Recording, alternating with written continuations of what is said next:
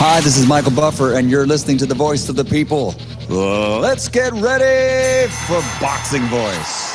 The Boxing Voice, bringing you the most relevant news and latest rumors in the sport of boxing from around the world, while delivering diverse opinions and thought-provoking insights from a revolving cast of panelists. The most relevant guests in boxing, answering hard-hitting questions and touching on the topics that interest you the most. Correspondents from all over the globe, giving us the inside track on what's happening from fight town to fight town, and access to the inner workings of events allows you, the listener, a chance to get inside the fight.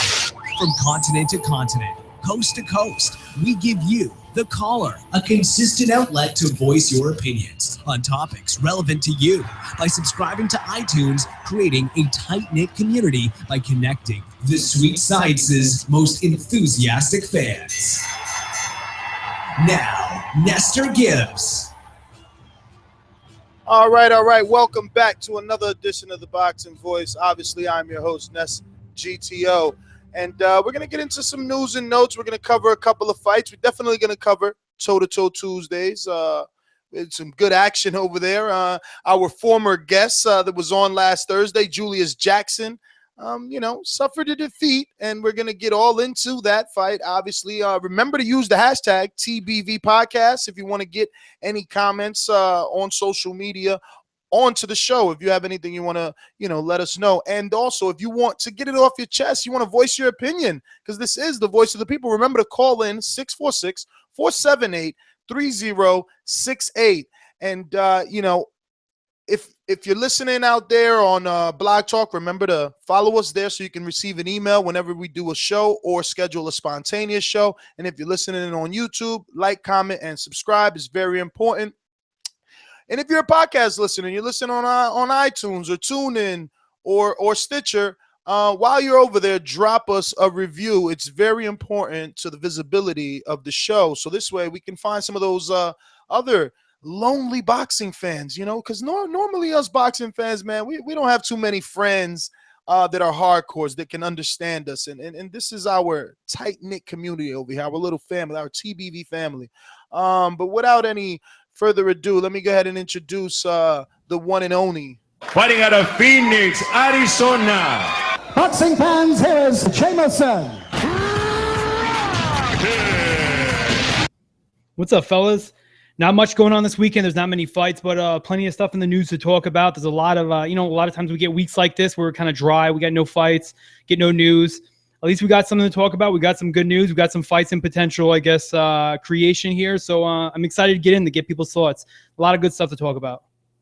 Well, there's definitely a lot of rumors, and we're going to have to do a lot of clearing up. We're going to have, as guests today, we're going to have Ken Porter, father and trainer, manager of Shawn Porter, and the one that can debunk all these rumors. Are they really going to fight in San Antonio? Are they going to fight in Las Vegas? Is there even a fight? Has he gotten a phone call? Let's find out. But let me go ahead and bring on the one and only. Introducing the hard-hitting ringside Robbie. Well, good evening, everybody. James, we may be dry this weekend, but next weekend we'll make up for it. So we better enjoy the dryness while we have it as far as actual fights go. But it sounds like we have a good show in store. Yeah, man, a lot of good things in store, man. The website is definitely on fire. Mario dropping some hot articles. He was all over, obviously, this Keith Thurman and Shawn Porter story. And, he got a hold of Ken Porter yesterday, too, just to, cool everybody down, since everyone thought that, that was a definite, right? But I want to continue to thank everyone, man. I received a few emails there about, certain guys or girls buying some Boxing Voice T-shirts, and that's definitely appreciated because this is a listener-driven show. We need to keep the lights on, and it's courtesy of you. Remember, 646-478-3068. We're going to have two guests again, like I said, Ken Porter and Ahmed El Biali, right? Last time you guys seen him was on ESPN, so we'll get all into that. But let's just jump right into Tuesday night's recap on PBC, Fox Sports Deportes, and Fox Sports 1 in San Antonio, Texas. Mario Munguia, our Texas correspondent, and Anthony Rodriguez, we're live on hand, and you can check out all the interviews with all these fighters post-fight. Definitely on ThaBoxingVoice.com or the Boxing Voice YouTube, where you can always download the app and have everything in one location. But we'll start out from the bottom to the top. Stephen Lovett defeated Kevin Ingle in a second-round TKO cruiserweight fight, and that was off-air. But Argenis Mendez defeated Miguel Vasquez by a 10-round unanimous decision in the lightweight division. And there was some controversy, according to some. I'm going to leave that for you guys so that we don't get caught up in back and forth. No, it was robbery. Yes, it was robbery. And see what the streets have to say about it when we do take those calls. But I will say, I saw my Dominican brethren winning. I really did. Look, what I would like to see him a bit more active and work behind the jab the way Paul. And I want to say, thank God I remembered. I don't write anything now. I'm like Jay-Z and Biggie Smalls when I go in the booth, right? But the thing is, man, Paulie and Virgil, I just love it. I just love it. I swear, I wish that everyone just took a page out of what's going on and keep adding more fighters or like minds, like they got Roy over there on HBO. They need to throw in another guy, because the dynamic of both Paulie and Virgil, it was good. Because they're telling you what you're seeing, and they're telling you what these fighters need to do, and it's like a breath of fresh air. If really it was, and I didn't hear any biasness to any one guy. I mean, Paulie's always keeping it straight. He shoots the shit and he doesn't lie. So definitely, Argenis Mendez, in my opinion, did the better counterpunching. He landed the harder shots. I'm gonna just say this. Listen, I was a defender of Miguel Vasquez, and I know maybe guys like Nelta and J-Ro would get mad at me for this statement, but that's it. I'm done. I'm done with this guy. He's ugly as hell. First of all, the haircut is extremely bad. And secondly, it's just weird that he's that big and that skinny. I mean, you see every rib in his body. It's time to move up. And if it's not time to move up, I don't even care, because he's not boxing in there. He's just not. This guy is defensive minded and I don't know, like counter. Like, he doesn't even counterpunch. He's using the jab as a counterpunch. I mean, I don't want to see him. And then there's a lot of holding. The use of the head. He's always got the head in the face of the fighter or in the chest of the fighter, making it difficult for the fighter to work. You have to stop working if that head is right underneath your chin or right underneath your nose. So, it sucks. Robbie, man, talk to me. Did you see Argenis Mendez get a decision win over Miguel Vasquez on Tuesday Night Fights? Toe-to-toe Tuesdays. Oh, absolutely. Absolutely, I did. Number one, Miguel Vasquez is ugly to watch. Every time you watch him fight, he makes his fights ugly. And I found the scores to be rather strange, too. 99-90, 97-92, and 95-94. I mean, you talk about three different – I mean, they had it right for the right guy, but right there you see three different scores from three different judges watching three different kinds of fights. To be honest with you, I'm tired of Miguel Vasquez. Either he needs to move up or be off of our TV. I thought Mendez clearly won this fight. I don't even. Well, let me ask you guys both a question. I don't mean to derail a little bit, but Miguel Vasquez in the past, we've learned that I personally thought he beat Mickey Bay. We've seen that a lot in the past. He's lost to fighters, but when he lost, it was the Bradley, it was the Canelo Alvarez, people like that. He lost to Argenis Mendez. Where does he go from here? Can Mendez kind of resurrect his career off this? Because, like I told you guys, full honesty, I haven't seen this fight. But is this a good enough performance for Mendez to get his foot back in the game and not be the quote unquote gatekeeper that he had been in the past? Well, I think this is a good win for him, James, but it's hard to look good against a guy like Miguel Vasquez. I think he's going to need another fight against a different style to see if he's back into contender status. I don't know what you think, Ness, but that's just my opinion. Well, I think it was a good win because, again, I'm hard on Dominicans, and I think Argenis Mendez looked good. And like Paulie Malignaggi said, whenever he used his lead hand, his left hand, to jab and keep Vasquez busy, he was able to work well off it. He was able to double up on the jab. He was able to, slip the hook off the jab. So he looked okay, and he's talking about moving up. You know, he told Mario a bunch of people, but we'll save that for when Mario come on. But, you know, he gave Mario a couple of options, both at 140 and 135. And again, he looked good to me, but there was some, you know, something that went unnoticed. He did have an injury, you know, and he got some sort of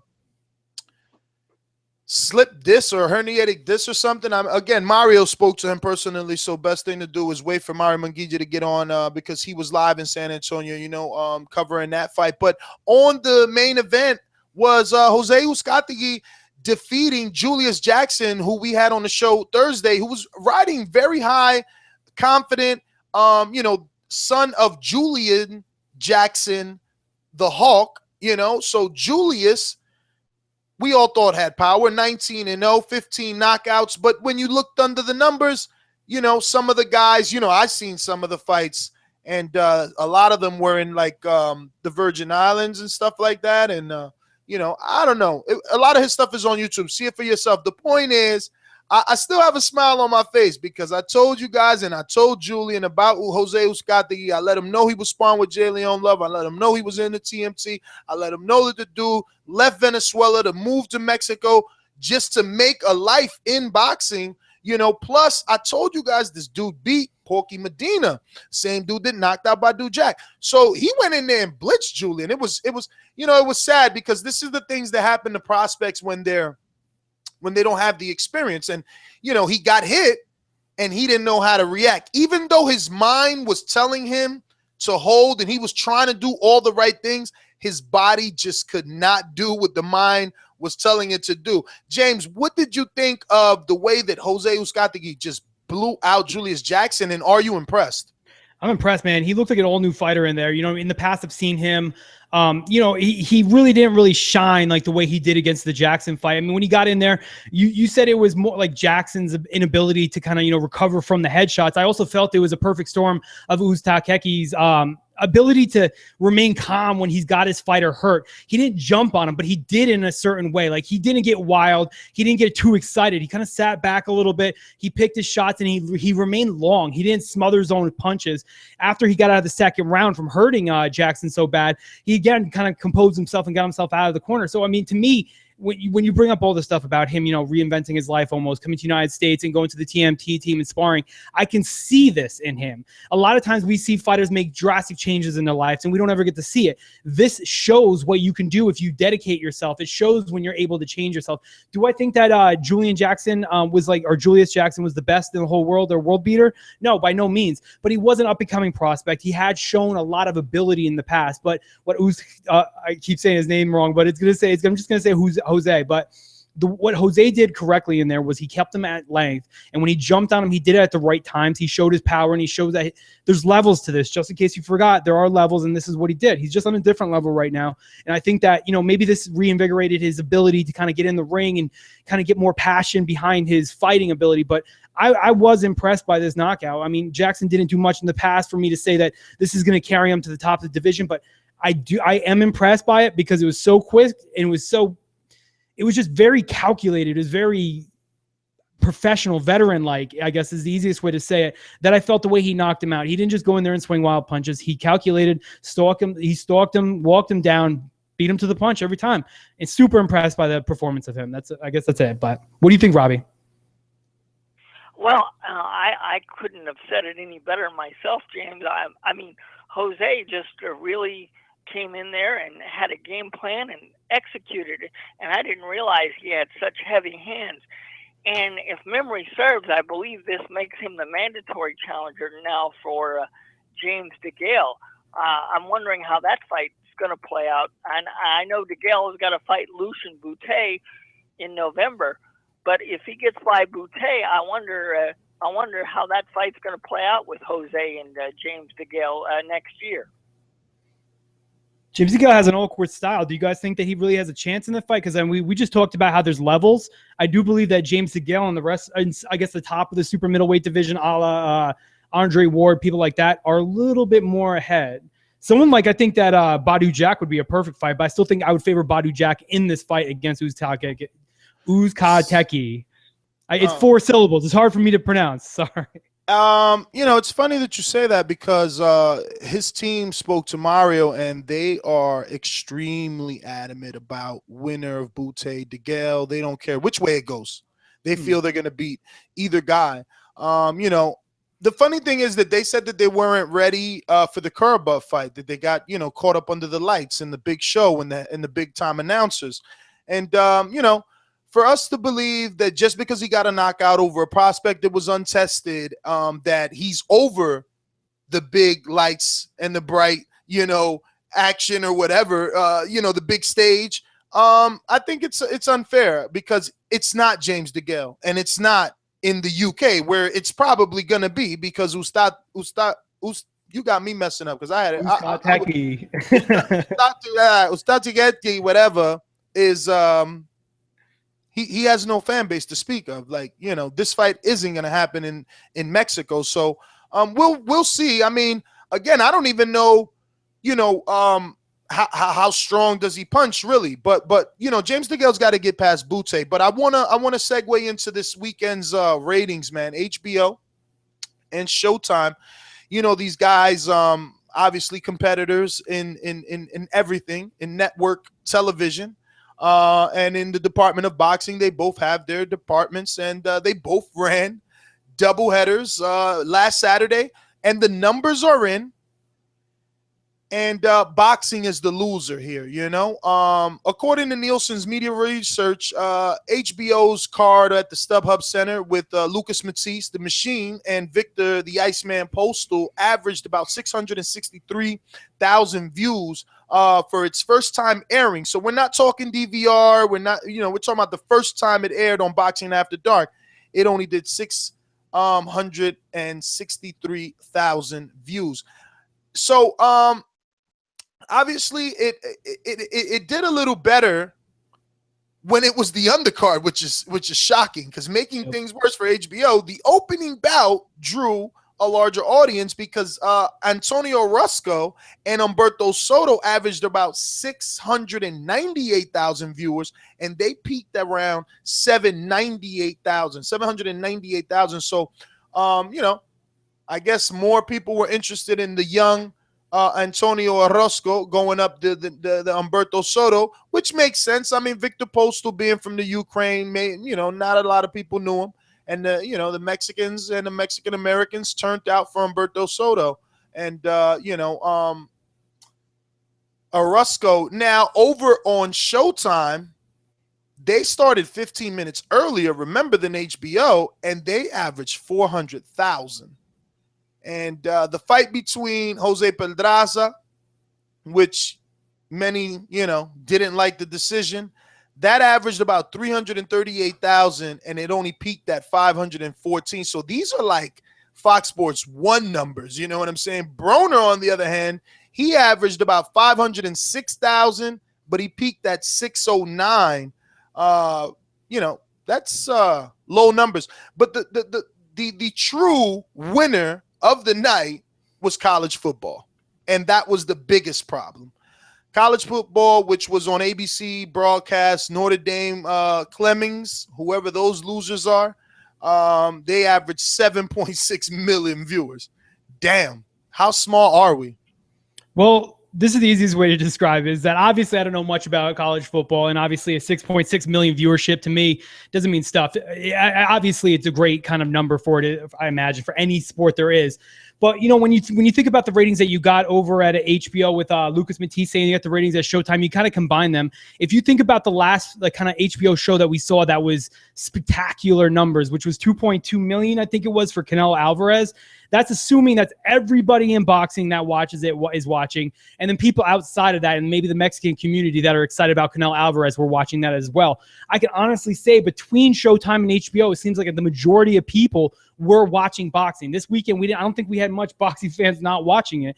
But with that said, I feel that, the Victor Postal and Lucas Matisse fight was a little bit more intriguing on paper, and I think that's what the ratings kind of shown. Because when I had a choice, I don't know, I'll ask anyone who calls in, Robbie, anyone, I don't know if anyone really answered this question, but what did you watch? I think, Ness, you said you watched the Showtime card, then you pop back over to Victor Postal, but I watched Victor Postal or the HBO card before moving over to Showtime. And I feel a lot of people did do that, and that's what we saw. I mean, someone like Adrian Broner, who to us is a huge cash cow in boxing, was only able to garnish, 600 and something thousand people, where Lucas Matisse, who had only really been known for fighting Danny Garcia and Provodnikov, he's still not a big name at all. And then you got a zero-namer Victor Postal, were able to garnish more ratings. We talk about this all the time. There's a difference between HBO and Showtime because there's more subscribers for HBO. But at the same time, I like these numbers only in the simple fact that it seems like everyone who likes boxing was watching it at the time. So I guess with that said, I don't know. Lucas Matisse maybe is more of a name, and Victor Postal has climbed into the rankings now because of the exposure that he got.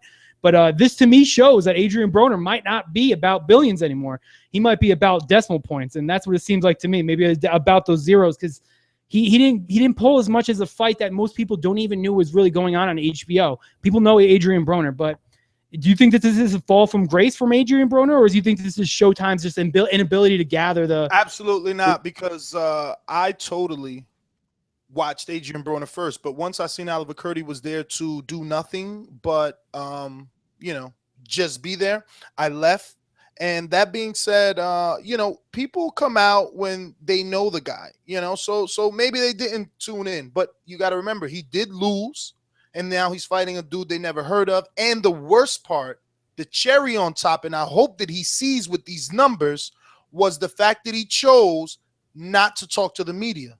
Remember that. He said one word and one word throughout the entire promotion, and you have to promote a fight. It's about him being bashful. That's why they hate him, and that's why they want to watch him. And he has to sell that even with a guy like Oliver Curdy. Why? You have to sell it with Oliver Curdy because you want to make us hate you so much that we want Oliver Curdy to win. And the problem is he didn't even do that. So no one didn't even care to get invested into Khabib at all. Like, why? Khabib can't speak English, and Broner chooses not to talk. I mean, hell of a promotion. Idiots running it. So you think the fact that the undercard of the HBO card it drew more people in than the Showtime altogether? Well, no. Adrian Broner didn't promote the fight. I'm not saying any one thing caused it. Was HBO's card better? Maybe. Who knows? But the point is, there was still 7.6 million people watching football. So regardless, boxing is what lost, and fans were divided, which there always are. This is never going to stop. There's always going to be dueling cards. But speaking of dueling cards and speaking of rumors and things that happen, and the whole show should be based around Thurman Porter and the fact that everyone's talking about December 12th, whether it's going to happen in Las Vegas or it's going to happen in San Antonio. Now, obviously we spoke to Ken, and we don't know, and you'll be shocked to hear what he thinks. But just the fact that conversation is heating up is interesting to me. What gets a little more interesting is the fact that Mario was in San Antonio. He's talking to prospects left and right who are coming up to him saying, yo, I was just offered the Thurman Porter card. Like, what do you mean offered the Thurman? Like, yeah, I was offered that card to fight on the undercard. So, like, everywhere in San Antonio, they think this fight is happening. And it's funny that these stories broke on all these different, places, because if you follow me on Periscope, I did a Periscope like at 9 in the morning because I stood up all night talking to Mario, and I said, like, the fight is looking like it's going to be heading to San Antonio is what it looks like, because it just doesn't make any more sense, James. I'm not an MMA or MMA fan, so I don't know who's fighting December 12th, but there's some dude that, is a Euro bum, and he's fighting in Vegas on the same day, so it makes no sense to try to put that fight competing against it, Why ruffle the feathers? For what? You don't need to do that. So San Antonio sounds like the smarter location. Now I know some guys will be like, but Ness, San Antonio, I mean, Thurman's not from San Antonio, Porter's not from San Antonio, and you're absolutely right. You're right, but isn't that where Maidana and Broner was, San Antonio? yes, and look at that crowd. Correct. Look at that crowd. But what you have to do is, again, like Steve Farr says, look behind the numbers, and behind the numbers, what it says there is that Leha Bata and Jesse James, Leha and Bata Promotions are the ones that are the muscle. You know, Canelo Alvarez selling 40,000 tickets. That's Leha Bata. You know, Marcos Maidana and Adrian Broner selling out in San Antonio. That's Leha Bata. You know, so really it comes down to selling a venue and selling a fight and giving the fight fans that atmosphere that they're looking for. But I mean, again, regionally, I guess it doesn't really make sense. Neither man is from there either. But you know, let me go ahead and bring on the man who has all the answers, who was live at the fight and really can get into it. It's me, Mario. Am I good? You can hear me? All right, good. So, yeah, I don't know if I have all the answers, but I definitely can tell you that the buzz is Keith Thurman is fighting in December, and he's fighting in San Antonio. Whether that's against Shawn Porter, I'm not sure, but that's the big buzz, so. Yo, I could tell you Keith Thurman and Shawn Porter, if anyone knows me, I think that Tucson, Arizona is America's asshole. And it could be done in Tucson, Arizona. I hate going there, but I personally love it. And I think this fight is a great 50-50 fight. I can't wait to talk to Ken Porter about it because simply I think it's a fight that needs to be made. And I can't be more excited about it. We talk about Manny Pacquiao and Mayweather. That's okay, whatever. Now it's gone and past. Now we're talking about two top 10 welterweights in their prime, of the division. I couldn't be more excited. Mario Broham's getting a haircut over there. It sounds I know Mario's getting a buzz over there. He's got Ryan in the background cutting his hair. But yeah, man. I mean, I'm excited. If this could happen, I'm totally going to San Antonio. If it happens in San Antonio, if it happens in Vegas, I'm going to Vegas. But you know, I would rather it be somewhere else. I'm so tired of Vegas, man. I guess the older you get, the less attractive Vegas is. Yeah, man. Ray Fields is reporting it. Mario got a bunch of inside sources about it. Ken Porter will be on to talk about it. So we'll see what happens, man. You know, Porters are from Akron and living in Vegas. You know, and they're coming off a couple of wins this year. You know, they got the Eric Bonet win on March 13th on PBC on Spike TV. And they also got the Adrian Broner win in June 20th. You know, so ending the year with Keith Thurman would definitely be a great thing for us fight fans. So Sergey Kovalev, man, I wanted to talk about him just a little bit because I didn't understand what happened with him pulling out of that fight. You know, but there's a lot going on between Sergey and rumors of Andre Ward. Mario, you want to touch on this a little bit? Well, I apologize for the buzzing in the back. I'm not sure what that is, but yeah, I'll touch on it a bit.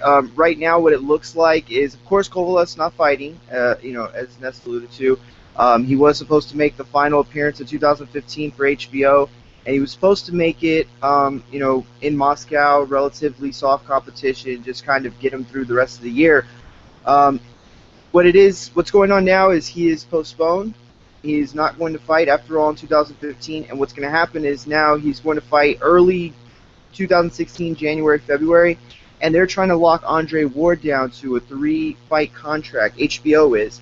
And at the end of this contract, he will have to fight Kovalev. So the way it's working right now is they're going to sign him, or hopefully, if everything goes according to plan, they're going to sign Andre Ward. He's going to fight on the Canelo Cotto undercard on HBO pay-per-view, which I don't think should technically count as an HBO fight, but whatever. And then they're going to get him back in the ring in either March or April. And then it'll come down to a big fall showdown between Kovalev and Andre Ward, which would be an HBO pay-per-view. So that's what everybody's talking about right now. You know, and I wrote a column on this, or a blog on this about, I don't know, it was about a couple weeks ago. Or no, it was about like the same week. And I told everybody, this was the fight we should have been focused on. Golovkin and Ward have such dedicated fan bases that they can't seem to let each other go. But there's no reason those two should have been on each other's radar in the first place. This is the fight. Ward Kovalev, in my opinion, is a much better fight right now than any other fight with Andre Ward. I think it proves more. I think it shows more. And for Andre Ward to beat Kovalev, I mean, that solidifies what he is. All the people that have given him flack over the years of what he hasn't done, which is crazy because his resume is one of the best, this win against Kovalev, moving up a division and dominating, that would be, I mean, it would just solidify his legacy, in my opinion, and put him in that Floyd Mayweather status. I mean, perhaps not to that degree, but certainly in that realm.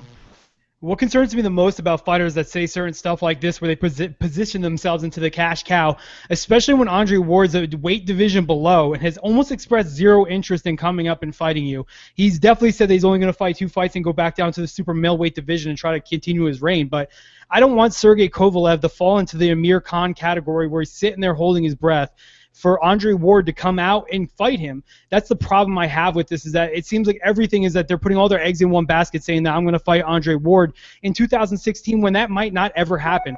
I 100% agree with you. I think it's more feasible, and I think the fight is more competitive if Andre Ward moves up and fights Sergey Kovalev than Gennady Golovkin moving up to fight Andre Ward, only because Andre Ward has been at the top of that division far before I even knew who Gennady Golovkin was. So with that said, I think it is time for him to move up, and someone like Kovalev I think will challenge him. I do favor him. I'll 100% say right now. I favor Andre Ward. I favor him over Golovkin. I favor him over Kovalev. But I don't like when fighters continuously say, oh, I'm going to fight this dude, and then that next fight, I'm going to get Andre Ward. I'm going to fight 2 more fights, and we're going to schedule them perfectly because then I'll get Andre Ward. The problem is then you get the Amir Khan Mayweather effect where the dude is just sitting there all day long waiting for this one fight. What Kovalev should be doing is continuing his assault on Stevenson. Stevenson should be continuing his assault on him. And when Andre Ward moves up, then continue. That's what we do. That's how this boxing sport should do. I'm tired of this held hostage situation. Andre Ward is going to be the next fighter that holds people hostage. I don't think it's his fault. I think fighters around him are going to be sitting there holding the breath waiting to fight Andre Ward. But I love that fact that they're so willing to get in the fight with someone like Andre Ward, but at the same time, don't put all your eggs in one basket, because then we're going to be sitting here a year from now wondering who's ducking who, and we're going to be getting into arguments. So I don't like it, but I also like it at the same time. So it's a bittersweet situation for me. What do you think, Ness? Man, I've told myself a long time ago I'm not going to invest too much time in either of these men. If they fight, I like the way that they fight. They both are, good guys. In and out the ring, other than, Sergey Kovalev's weird T-shirt tweet. Other than that, those guys are good in the ring, good out the ring. But, Kovalev, I kind of soured on him when he pulled out of the purse bid. It's about fighting, not where the fight happens. It's about fighting. And as a fighter, you shouldn't worry about it, especially when you're dealing with a purse bid and you're going to get a sick percentage, So, and then Ward, same kind of diva-ish things, Will I fight? I don't want to fight. And you got to give me this to fight. I mean, I just want to see you fight. So when you do, then we'll talk about it. But, main events, go ahead. I was going to say, speaking of seeing someone fight, can you believe, and I was almost taken back, that Ashley Theophane and Adrian Broner might be at the end of this year? Are you guys excited just as much as I am, or what? Did you see the Floyd Mayweather post saying that he's just finalizing the deal on that, or what? I definitely seen it, and you're definitely dropping the ball, because Mario wrote it last night. I think like 1 in the morning or something like that. But why am I dropping the ball? Did we have a show last night at 1 in the morning? You ain't see it. You ain't see it. I did. See it. I did. So I saw the Instagram post. I saw the direct source, sir. I saw the direct source. So no, yeah, I mean, it is what it is. I mean, Al Heyman has to pay back. We knew that there was a price to pay for Mayweather Pacquiao, and this is the price. Mayweather Promotions has to have, fight dates and fights to promote.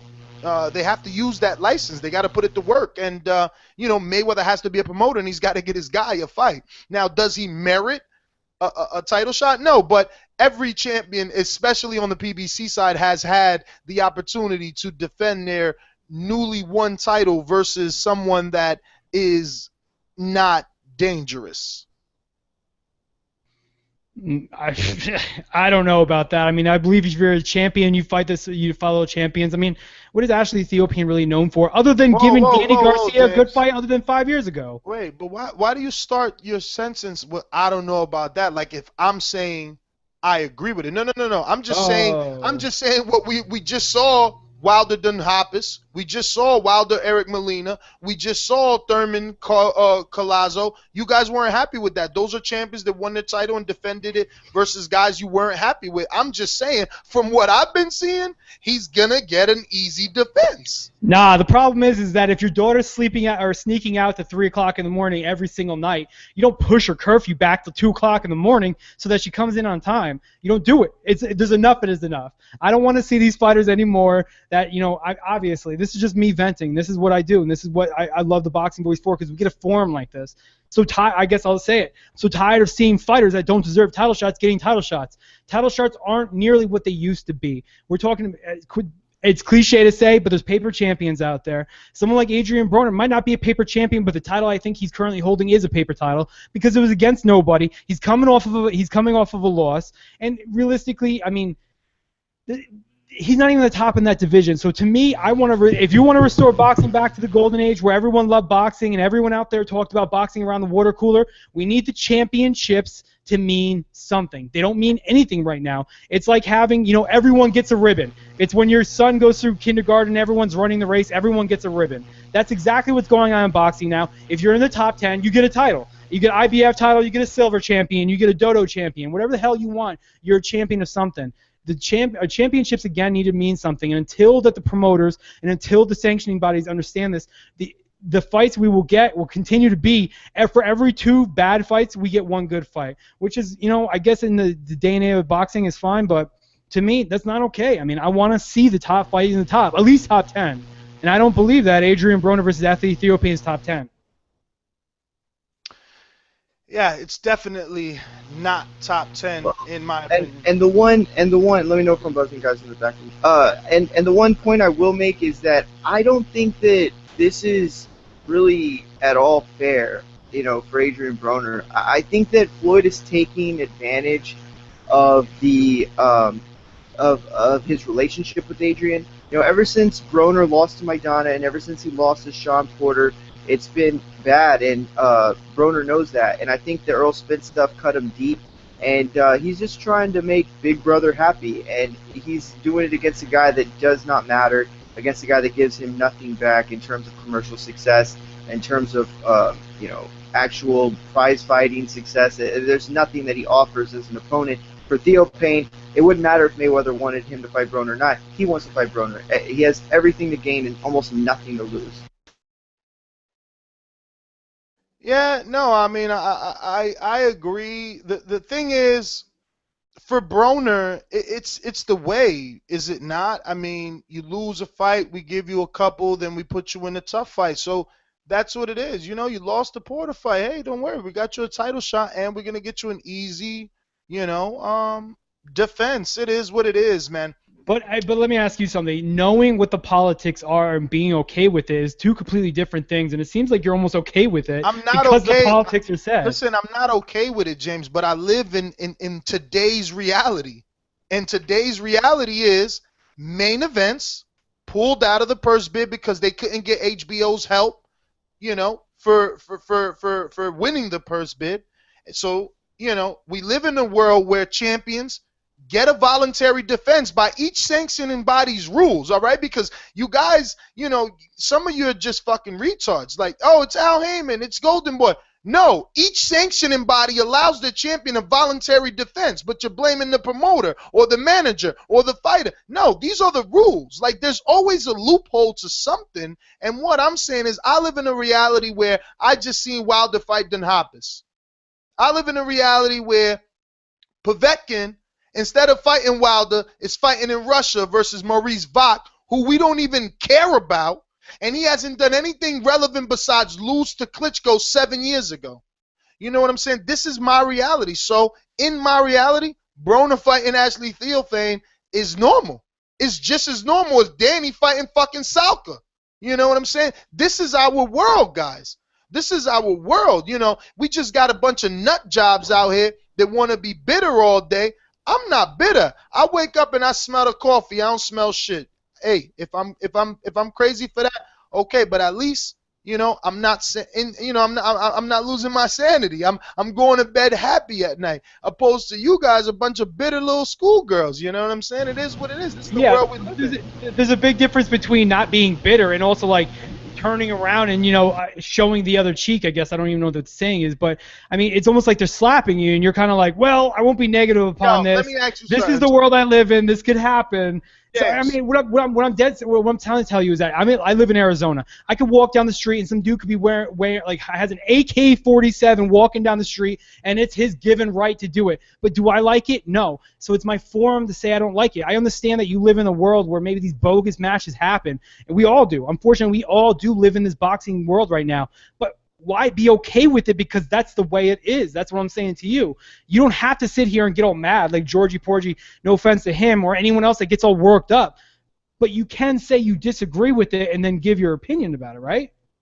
I mean, it's obvious that we disagree. I don't think any of us want to see whack fights. Like, we just want the best fight, and the best is what we want. And then second best fight and the second best.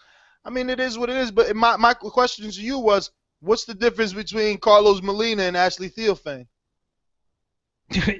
Yo, two wrongs don't make it right. I don't know what you want me to do. I'm not defending. I'm saying I know what's coming. I know what's coming. That's all I'm saying. Fucking Joseph Diaz Jr. is going to be fighting Tamayo. I know what's coming. Like, it is what it is. This is boxing. This is boxing. We don't have, let's throw the name in the hat and we pick. This is not what we have. We have good matchmaking, especially when the person is somebody. Look at Oscar Valdez. They're going to do it the way they're going to do it. Orozco, they're going to do it the way they're going to do it. But let's switch up a little bit here because we're getting caught up in the weeds. You want the title shot at the beat. He's not even right. And you want the title shot at the beat. Well, I mean, the thing about it is you build up a tolerance to it. And I think, and I don't want to speak for you, is your point is, you know, people are pointing fingers at specific promoters here and there, but everyone's doing it. So I just think that there's been such a gigantic outcry that PBC just started doing this. They're the only ones doing this. You know, with all due respect to Brandon Rios, should he be fighting Tim Bradley for a WBO title? I mean, Why what not, is he? though? Well, why not? Though? He just did knock out, you know, Mike Alvarado in the third fight. I mean, yeah, he has a little bit more credit or credence, I guess, to fight Brandon Rios or Timothy Bradley than Ashley Theophane does against Adrian Broner. My bad. I didn't mean to interrupt you. I'm sorry. No, that's fine. And I can see that side of the argument. But then if you really look at it, how much of a chance does Brandon Rios have to beat Timothy Bradley? I mean, Timothy Bradley's a 4-1 favorite. Adrian Broner will probably be a 5-1 favorite against Ashley Theophane. So my question to you, James, is do you give Brandon Rios a greater chance of beating Tim Bradley than you do Ashley Theophane beating Adrian Broner? I mean, it's about the same, no? So so in terms of difficulty, it's the same fight. So and that's on the top-ranked side. But no one's complaining about that fight, but they'll be complaining about this Ashley Theophane fight. Now, you know, it is what it is. And if these guys could cross the street and fight each other, if Bradley could fight Keith Thurman or Shawn Porter or Kell Brook, wouldn't that be phenomenal? Wouldn't that be outstanding? You know, wouldn't it be even great if he could fight Saddam Ali? And I don't know if he can. Maybe he can, maybe he can't. I don't know what the situation is with that. So, you know, because we have these, you know, fractured parties, if you will, we have these, infighting between promoters, this is what we have. So if Amir Khan could fight Manny Pacquiao, that would be great. That would be, one step closer to bridging the gap between this Cold War. And hopefully that would be the first step in probably, doing away with it. And then you could see other fighters from that side cross the aisle and fight the other side. So, it is what it is. I understand what Ness is saying. It just seems like all of a sudden everyone's blaming PBC, they're blaming Al Heyman for this, but it's been going on and it's gonna go on regardless of who the promoter is, in my opinion. Look who Golovkin's been fighting, and they're trying to tell you that this David Lemieux is such a spectacular pay-per-view. The over/under in rounds here is five rounds. I mean, come on. Yo, but how can you say a guy that fought or lost to Pablo Cesar Cano is anywhere near where Brandon Rios is? I will say that Brandon Rios is only really known in the middleweight or the welterweight division for beating Mike Alvarado. That's all he's really known for. That's it. That's all he's done, really. That's it. The welterweight division is beat Mike Alvarado. That's it. And he's still a name. But like what we talked about in the past, Ness, like, you know, I don't want to bring Ness into this, but like a lot of people like to give credit for people losing because I'm one of those people. Other than Manny Pacquiao, you know, Brandon Rios has shown a different level than other people did, and I hate to keep using the level word, but that's all I can use right now. Ashley Theophane has lost to a lot of fighters, and I really believe that there are levels to this shit. And Ashley Theophane is a C, where Adrian Broner is a B. I also believe that Tim Bradley is like an A-, where Brandon Rios is like a B-. So I do think it's a little bit closer. Yo, so, you disrespectful. Broner and Rios are on the same level? Yeah, hell yeah. I picked Brandon Rios today over Adrian Broner. No, you know what? You know what? You might be right, yo, because Rios he's shown, like, I don't want to say the word tougher because Broner did show a lot of guts in the Maidana fight. He didn't quit. And even in the Porter fight, he you know, last round he dropped him. So maybe they're very even. I don't know about. But what's that level though? Are we talking like competitiveness? Are we talking about skill set? We're talking about if you were to pick them tonight, who would you pick and who would you favor in a fight? Adrian Broner or Brandon Rios? Because Brandon Rios to me would win. Adrian Broner. I would pick Adrian Broner all day. I think I would too. I think I would pick Adrian Broner, but I get where you're coming from. Yeah, I got one Team Rios. It is a close fight. James brings up a great point. Yes. Because now I'm like, wow, I don't know. That's pretty good. Rios is not a physical guy. He gets inside, but he's not a mauling type inside fighter like Shawn Porter is. It's a difference. Well, no, see, I would say he is physical, but he's not strong as Porter, so he can't get away with those physicalities that he would. Because if you remember him at lightweight, he looked pretty strong at lightweight. He looked a lot stronger. But can I ask you guys a question? Wasn't he losing that fight pretty handily to Diego Chavez before that disqualification happened? Absolutely. But you know, I think he was definitely losing. I mean, I shouldn't say handily. I should say clearly. He was clearly losing. I had him losing the fight, but I mean the difference is that we keep saying that styles make fights, and we know that the style of Brandon Rios is almost like counter-made for someone like an Adrian Broner. So that's where I kind of come into the.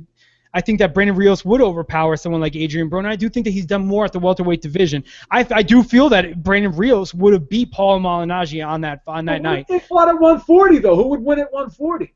It's hard to say because Brandon Rios jumped over 140, didn't he? He went from Richard Briel at 135 and jumped over it. So. Didn't he fight Alvarado at 140 in the rematch? You're right. Yeah, I think in the first one he fought him at 140. And technically he missed weight so many times that when it was supposed to be like 135, it might as well have been 140. I mean, it was pretty much a catch weight, like your middleweight. I mean, junior welterweight.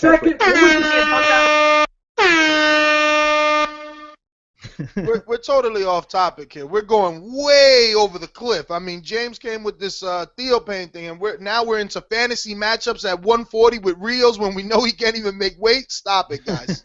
We're bugging right now. Let's get back to it. Listen, Provodnikov is a guy who is and wants to fight. There was rumors. Mosley came on here, said they accepted the fight. He was being trained by Freddie Roach.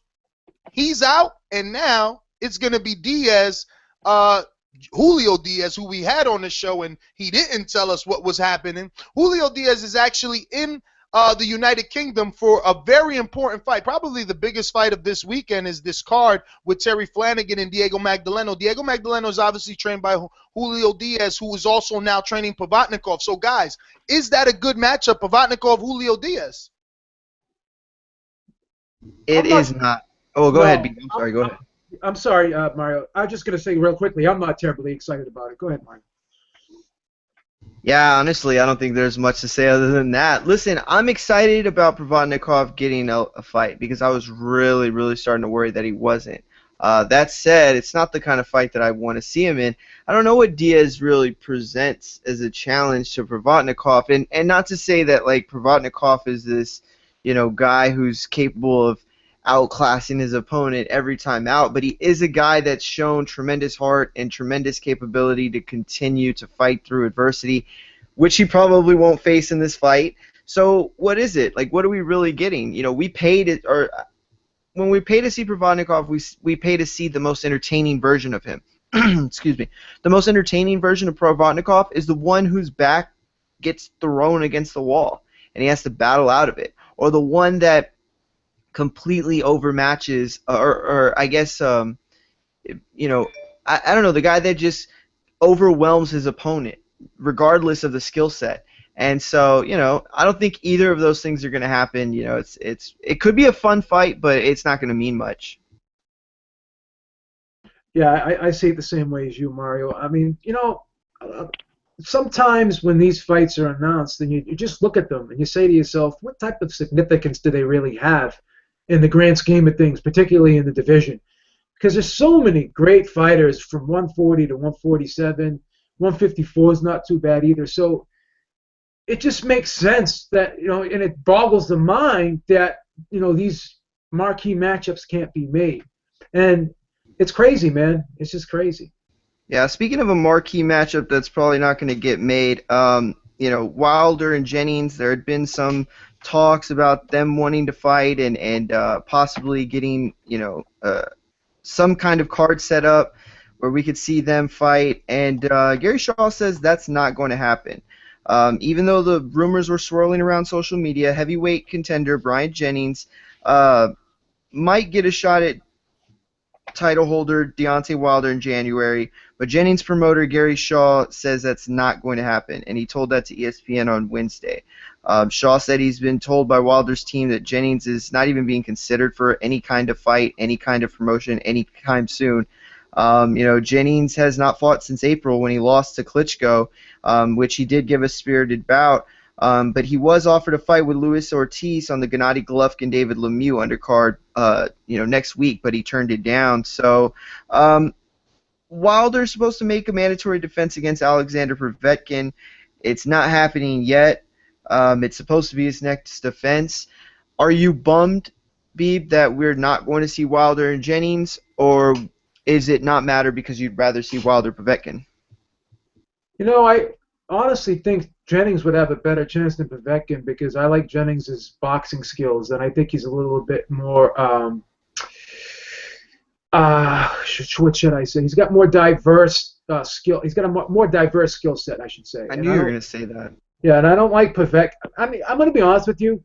Povetkin did not look good to me at all against Marco Huck. I thought he lost that fight. He didn't look good to me against Klitschko. I mean, he knocked out Mike Perez, and that's like his best fight to date in recent years. So I don't know why everyone's jumping on this Povetkin bandwagon. I think he's just very limited when you know, in terms of you know, all around fighting. I just really believe that. So I like Jennings. I like what Jennings. Look what Jennings did against Klitschko, and then look what Povetkin did against Klitschko. And you know, you might say that, you know, every fighter has that fight where they're turning the corner, where you can see them going in the other direction. You know what I'm saying? And that could be Klitschko's turning the corner fight. But regardless, I mean, he was in there with a murderous puncher, and you know, I thought he held his own. I gave him four rounds. I gave Povetkin like not even a round in that fight. I thought he looked horrible. So yeah, I never considered these Jennings Wilder rumors to be true. I never thought it was going to happen. Although I will say that I was kind of excited, you know, when I heard that there could have been a possibility or whatever. Just thinking of it as a fantasy matchup, it sounded cool. It was enticing, and especially because what we saw with Jennings against Klitschko, I think that gave him enough confidence to head into another title fight and give a better showing. That said, I'm not that disappointed because I absolutely think Povetkin Wilder is the fight. Klitschko beats Wilder easy. I don't think that Wilder, even though I think it would be a fun fight, Tyson Fury I think beats him. I think this fight between Povetkin and Wilder is the closest in terms of skill set and in terms of flaws. They've both shown enough flaws to, you know, be vulnerable enough to one or the other. Bomb Squad! I gotta cut in because all you guys do is rag on my boy. Like, according to Beeb, he'll lose to Fury. According to you, he'll lose to Povetkin. This guy is the next great heavyweight, and you will see that. You will see that. Fury's going down like a bag of bricks over there in the UK. Believe that. You know, Never that. He thinks Never he's that. got some sort of mental edge because Vladimir Klitschko hurt his calf because he had some tight Jordans on that day when he went for a run. This wasn't no fluke. He's not afraid of Fury, and he's going to prove it. And as far as Povetkin, dude, anytime somebody rather go fight somewhere in their hometown where there's not even TVs at, he's running from Wilder, running scared. I don't think Povetkin beats Wilder. I don't even probably think Jennings beats him. I think Jennings has a good fight against him. I like Wilder. I don't dislike him. The only thing I can say is I think he's improved offensively. I just don't think he's improved defensively, and that could be problematic for him. Well, let's see who could take that defense, honestly. We're going to get into one call. We got our first guest coming up at 8 o'clock. It's going to be Ken Porter to talk about this Thurman Porter. Is it happening in San Antonio? Are we all going to go over there, down there, and hang out with Mario and, Anthony Rodriguez? Or is it going to be in Las Vegas, and we're going to be partying with Robert Ortiz? Who knows? Let's see. Chris from New York, talk to me. Chris from New York.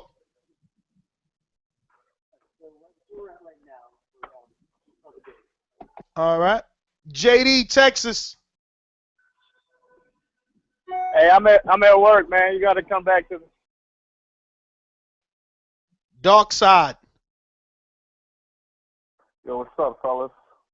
What up? What up? Yo, I wanna start off by applauding James. I'm 100% behind what he just said. I think oftentimes that's the reason you don't quite understand. He comes across as bitter is because you're totally and completely in the boxing world, and you said it yourself. You don't really pay attention to other sports, because if you did, you would kind of understand all that the weird shit they're going in boxing. People just do whatever the hell they want. People like vacating centers, like Peter Quillen just. I'm just gonna give her my belt and not give her explanation. That's boxing. That's why boxing is a niche sport. I don't get upset anymore because I understand boxing is a niche sport. In boxing, people can do whatever they want, pretty much. So so James, don't get upset. That's boxing. That's just the way boxing is. People kind of do whatever they want. Boxing. So you thinking of boxing is not a sport where the goal is to be the best. You know. Boxing is because if somebody's the best, you can go on somewhere else and start your own little group, and you be the best in that group. That's why they have all this belt. Boxing is just kind of like it's always going to be a niche sport because everyone wants to do their own thing. Everybody wins. It's not about the king. You killing the king to be the king because you could go somewhere else and start your own kingdom. So James, don't be upset. Don't be frustrated. That's just the way boxing is. It's not. You don't compare it to other sports. In boxing, people kind of do whatever they want to do. That's all I got to say. Gentlemen, keep putting on great shows. Dark Side, man, thank you for calling in. We got about 3 minutes. I guess we could jump into some sad news, man. Ladies and gentlemen, some sad news happening in the world of boxing. And we're going to take a moment of silence. Guillermo Rigondeaux is likely to be stripped. And, it's going to be unfair, This is the way to dethrone the best fighter in boxing is say he's not entertaining when he's doing what Mayweather does better because he's got a higher knockout ratio according to the number of fights. He's an undisputed champion, and he calls out everyone regardless of network or promoter. He'll fight anybody. Race, religion, creed doesn't matter to him. He's getting in there with anybody. And now on Wednesday, the WBO sent him and Caribe Promotions a letter ordering them to show cause as to why Rigondeaux shouldn't be stripped. Listen to this. Like, they don't even have a reason to strip him. They're just saying they're going to strip him, and he should tell us why he shouldn't be stripped. The WBA pointed out that he has defended his belt only 3 times since winning it 30 months ago. Well, that sounds about once a year to me. He got those belts in April 2013. It was unification when he beat Nonito Donaire. And the WBO wrote to Rigondeaux that it recognizes his great ability and all his accomplishments as an amateur and professional, but the organization's duty is to ensure that our rules are met. We have not even ordered a mandatory fight to give you more opportunity to compete against any of the top 15 ranked in the 122-pound division. Despite the flexibility that the committee has had with you, you are idle. But maybe if he did a mandatory, these other networks have to put him on, because if they mandate a fight with, I don't know, let's say whoever versus whoever, if the network is invested in that other guy, he'll get on, right?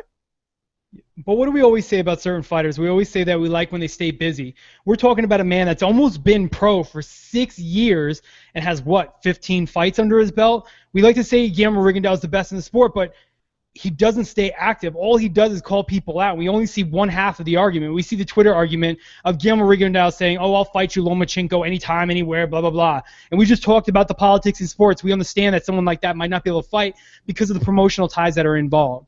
But the problem is with someone like Guillermo Rigondeaux, I don't have a problem with him being stripped, only because it's almost going to be an entire year that he's almost been out of the ring now. We're talking, he fought in December of last year, 2014. So I don't have a problem with him doing it at all. There's Guillermo Rigondeaux sympathizers out there that say he's the best of the sport and blah, blah, blah, this and that. Why doesn't he prove it? He never fights. The dude is almost pro 6 years. He has 15 fights. And you could say, oh, this dude is ducking him, this dude's ducking him. Why aren't you staying busy? I understand people might not want to see you. But think about someone like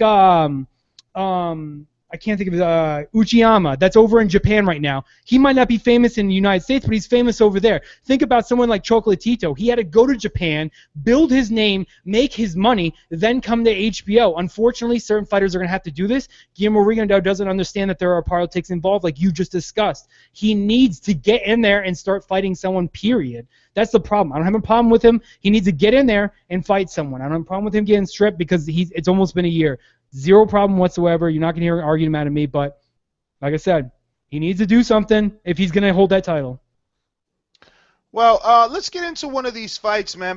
Let's get into the best fight of the weekend, and it's out in Manchester, England. Terry Flanagan is going to be taking on Diego Magdaleno, and on the undercard of that, we're going to have Liam Smith taking on John Thompson for the vacant WBO middleweight title. Flanagan is also putting his WBO lightweight title on the line against Diego Magdaleno. As we said earlier, Diego Magdaleno is a guy that's trained by Joel Diaz, who used to train Timothy Bradley, and he's a good boxer, but I think that he lacks pop. I don't know anything about Flanagan, and I did a little bit of research today. I watched a couple of fights, and oh my God, nauseous is what I felt. But we'll see what happens. I'm probably only going to pick Magdaleno because I know very little of Flanagan. Flanagan to me looks like the bigger man, though. He looks bigger, wider. He looks very disciplined technically. Magdaleno is a cutie, though. He is a cutie. I don't know if he can win on points in the United Kingdom. The fact that, he's had 28 fights and only 12 knockouts, and it's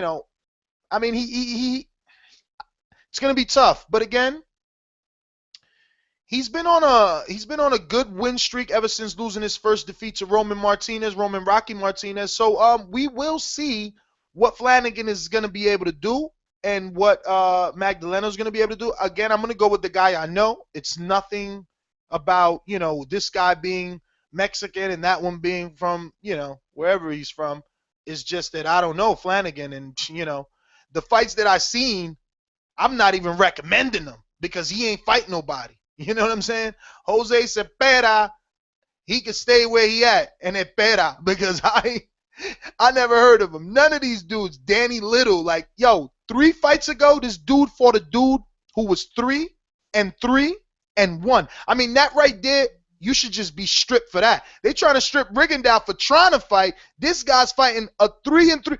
When you a world champion, there's absolutely no reason you should have a 3-3 fight on. I mean, whatever. It is what it is. What do you guys think about this fight, though? Because on the undercard is John Thompson, who's going to definitely beat Liam Smith. And before I actually go to you guys, I want to play a little something. Where is it? Oh. Can you tell us how you got that nickname? Firstly, kid is with two D's because I'm not a child, but I am youthful at heart. Apollo comes from the gods, Zeus and Neto, their son, who was very talented, as well as mine. Apollo comes from Apollo 11 in 1969, when Neil Armstrong landed on the moon. He said, one small step for a man, one giant leap for mankind. Like he's philanthropist. He's not just doing this for him, he's doing this for others also. And that's what I feel like I am. Because I'm not just doing this for me, I'm doing this for my family and friends, people where I'm from, to motivate and innovate. My boy went over to the UK sounding very focused, very focused. Happy to see John Thompson about to get it in, get his first world title shot after coming off the Bucksino win on ESPN. Definitely was an underdog in that. And, he rose to the occasion. And now, just like Timothy Bradley, when he fought Junior Witter, he packed his bags and he took it over to the pond. And he's going to challenge Liam Smith, who is absolutely no threat at all. None. I mean, this dude, this dude's last fight, he fought a dude that was 11-5. I mean, and then guys get mad at me when I rag. I mean, you guys I'm waiting for you guys to interject here because someone give me some feedback on this card because it looks like a bunch of, what do you call mismatches? I mean, you got to respect the UK. That's all I can say. And you don't want to do that, so I can't really have a conversation with you about this because you're just very anti-UK. No, well, I mean, talk to me about Liam Smith. I mean, what sort of threat does he possess, or is he going to pose to my friend John Thompson? Well, these guys are up and coming. These are fights where you prove yourself. So, I mean, you got to give him a chance. Well, it is a pretty even fight. If I don't know. I mean, if you go according to paper that got wet and some of the ink spilled, Liam is undefeated. So that's the upside there. But then again, Thompson's been in with the better opposition without a doubt. I mean, again, Liam Smith, his last, the fight before last, he fought a dude that was 10-8-2. I mean, how does this guy even? I mean, both of these guys are ranked 32 in the world and 26 in a row. How do you even get a title shot? How's that happen?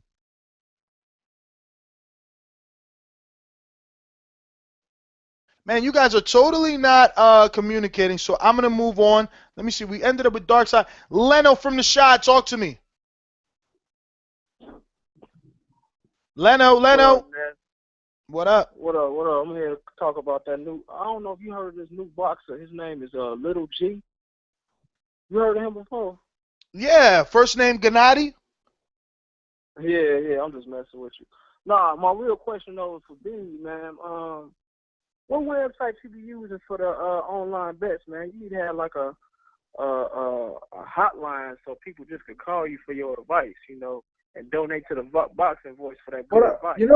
I'm going to tell you what I was thinking about doing. I was thinking about creating a specific website just for that, and putting having the picks listed on the website, and putting the donate button up there or whatever, if you wanted to help keep the website running. But the site that I do recommend is 5dimes.com.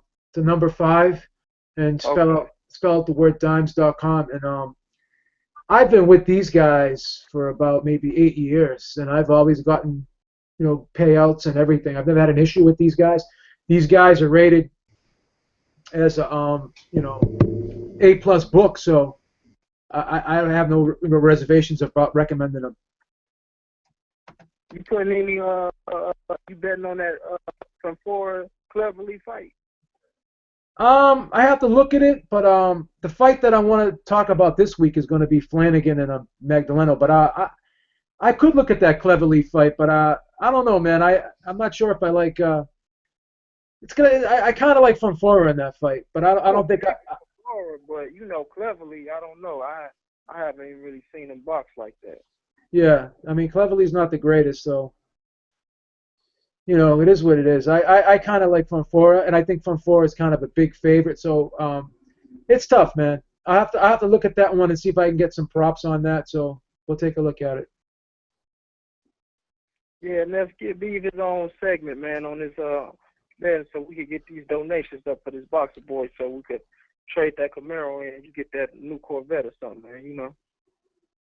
Yo, I just been told, no problem, Leno. I mean, he got the segment. He's talking about another website. All he got to do is put the speak pipe on the website, and people leave him voice messages about the betting the odds with Beeb. Beating the odds with Beeb. Hashtag beating the odds with Beeb. Beeb, speaking of betting odds, John Thompson is a plus 250.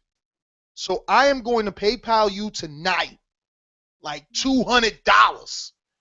Because ain't no way Liam Smith wins without a robbery. Bottom line.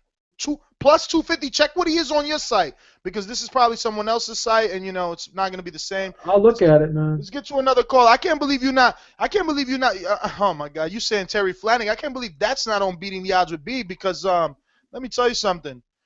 I'm not joking here about, you know, because normally I'm the resident UK, you know, detractor or hater, but no, that's not fair, because I was having mic problems when I was trying to talk about that fight. That's a really good fight. Flanagan has come into his own. No. We're talking about Thompson. I know, but you're saying you can't believe he picked that fight over the Thompson fight. Yeah, Thompson. But I think Flanagan is a good fight to pick. I really do. I think that Diego Magnello, that it offers one side or the other. Like, you can, you know, whatever the insight is, you can choose from one side or the other. And now I don't know the odds, and I get where you're coming from. John Thompson, that's a good fight. That is a good fight. I wouldn't say Liam Smith is easy though to beat. So come on, man, you guys are always trying to play this conservative, be nice to the UK guy. No, I'm not. Liam Smith is not bad at all.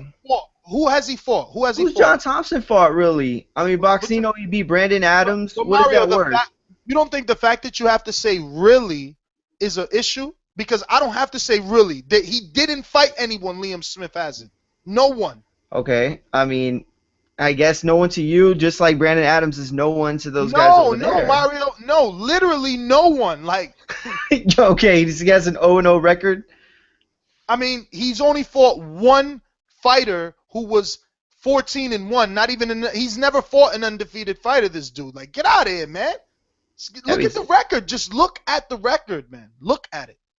I dare a UK guy to call in and tell me they see skill in Liam Smith.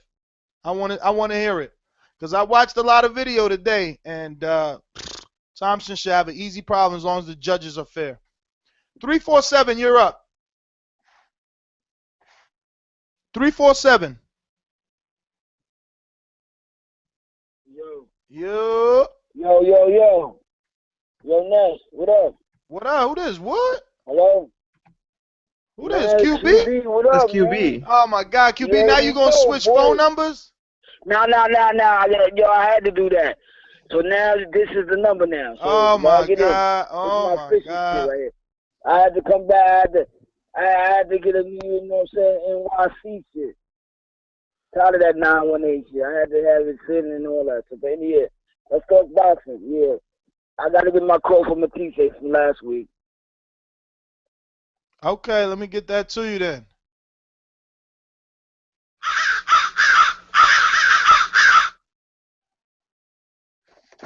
All right, now, Broner, you know what I'm saying? Broner fight, man. I mean, he supposed to look good with that dude. Like, he still got a lot of flaws. He's still going against the ropes and all that.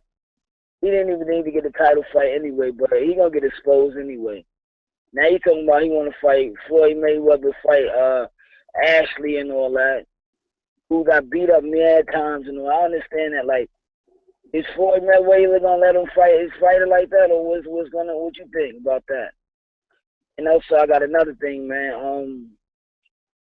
I think, man, truthfully, I really think that Broner don't need that belt. I mean, he ain't gonna fight. Why he ain't fight the master, the young master yet? When they both, they should have a fight. Why don't you fight young master? He talking about he gonna cherry pick the fight who he want to fight. Like, come on, man. Like, Broner, he look at the sales, it dropped. Nobody's selling Broner no more. And everywhere in the world they talking about the 12th, December 12th with Thurman and them, man. I'm hearing it, I'm seeing it on the internet everywhere and stuff like that. That's gonna be a good fight. I want to see what's the undercard with that. They doing rigging down dirty. That's messed up. There's so much things, man. You know what? They need a lead. They need to get like a commission, man, with the strict rules. Enough is enough. Make boxing a sport like they got football, basketball, and stuff like that. With a commissioner and stuff like that, man. They need that. Because everybody's just getting away with murder, man. That's all I got to say, man. Well, I'll tell QB this, that the undercard for that fight could be the first title defense of Jermall Charlo. Could be.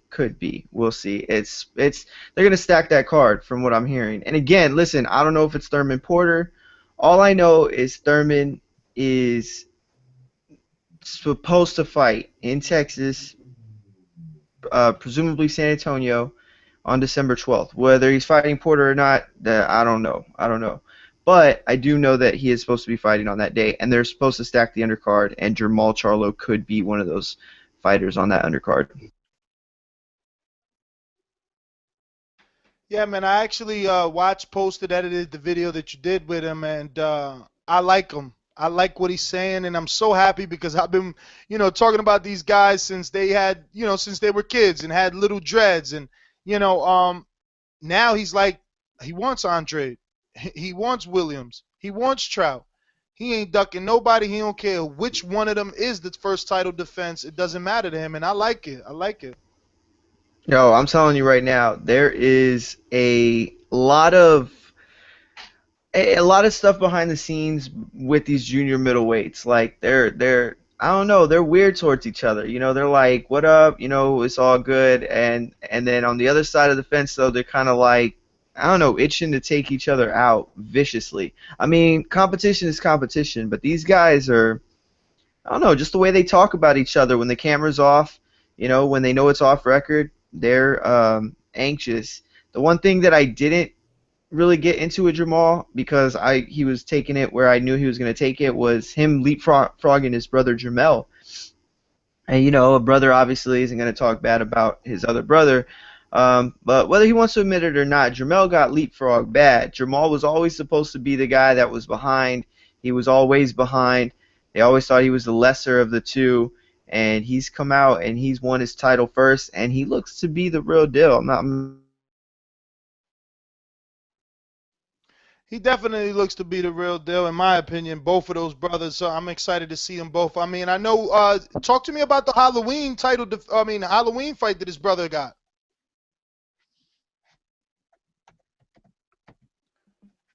All right. So listen, let me get to one other caller here. I think, actually, yeah, let me get to one caller here. I got No, you're up.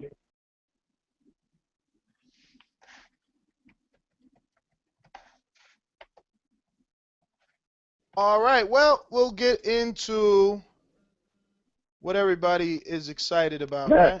Yes. Nets, we got Ken Porter on the line. All right, about time, man. Ken, where you been hiding at? Las Vegas. I know that phone ringing off the hook, man. Everybody wants to know what's going on. Yeah, I was getting text messages at 4 o'clock in the morning from some guy on the East Coast with the boxing voice. Hey, man. We wanted to break the story. See, we didn't want to just put out that we were hearing all these rumors about a possible clash between your son and Keith Thurman in San Antonio just because these, younger prospects were spilling the beans. We wanted to talk to, the man in charge. So tell us, is Dan Rafael right? Are these, these prospects that are saying they're fighting on a Thurman Porter undercard in San Antonio? What's going on? What is it that Ken Porter and Shawn Porter, Team Porter, what do you guys know, and what is real and what is not? I know that Nestor Gibbs is working for people when they sleep. He calling me at 4 o'clock in the morning asking me questions. So I just need to know why you calling me at 4 o'clock in the morning. Because I wanna beat ESPN. I wanna beat Dan Rafael at breaking the story. Okay. Yeah, at this point in time, it's still pretty much the way it was the first time that we discussed this. It has not come to fruition and it hasn't been completed at this point. We're still waiting to receive word that Thurman had signed the contract. We're still waiting for a date on the fight, and we're still waiting for a venue.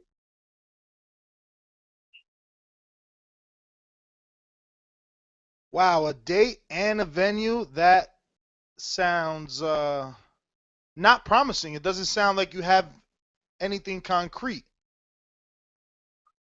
No, I don't have anything at all. But we're ready, and that's the beautiful thing about it. I don't have to get ready. We stay ready, and the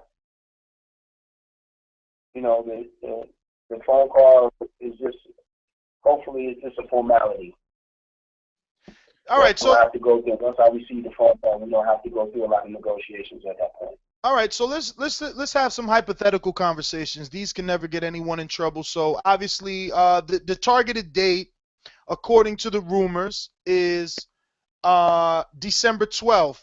Now, obviously, you guys being from Akron, Cleveland, but relocating to Vegas, one would assume the fight would happen in Vegas. But there is a pretty big event taking place on December 12th. So where would you rather this fight happen if it happened? If you want to be president of the United States, you want to live in the White House. And if you want to be world champion, you live in Vegas. That's why we came here. So, we want to fight in Vegas as much as possible. Floyd has decided to, retire again, and we want to make the MGM Grand our home. Give people exciting fights that they can come out and be, stand on their feet, not sit in their seats. So Vegas would be the best place for us. So I'm assuming that you would just change the date instead of December 12th, the following week, maybe? I mean, that works for me. Yeah, that works for me. We don't need another week to get prepared, but yeah, that does work for me. Hopefully we hear something very soon. I haven't heard anything in regards to what Dan is talking about, or I have not heard anything, no direct calls to me about San Antonio. Don't have a problem with Texas. Again, like I mentioned to you before, we'll fight in the Walmart parking lot. It doesn't matter. Oh, so you don't have a problem with Texas. That's good news because, I would like to go to Texas. I want to fight. We want to fight. So we don't have any problems other than, making the fight. We need confirmation that it's done and we can move forward. Now, Ken, you mentioned about a contract. Now, has there even been a contract drawn up? Because you said he hasn't signed the contract. Has anything been looked at? Have you seen anything in terms of literature for this fight? No, I have not. Okay.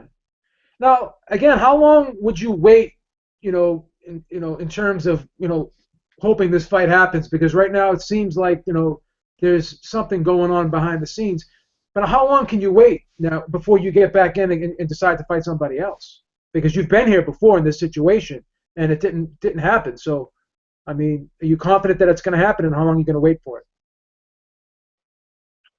I was given reassurance about 2 weeks ago. I made a phone call to the powers that be, the people in place that make those decisions beyond myself.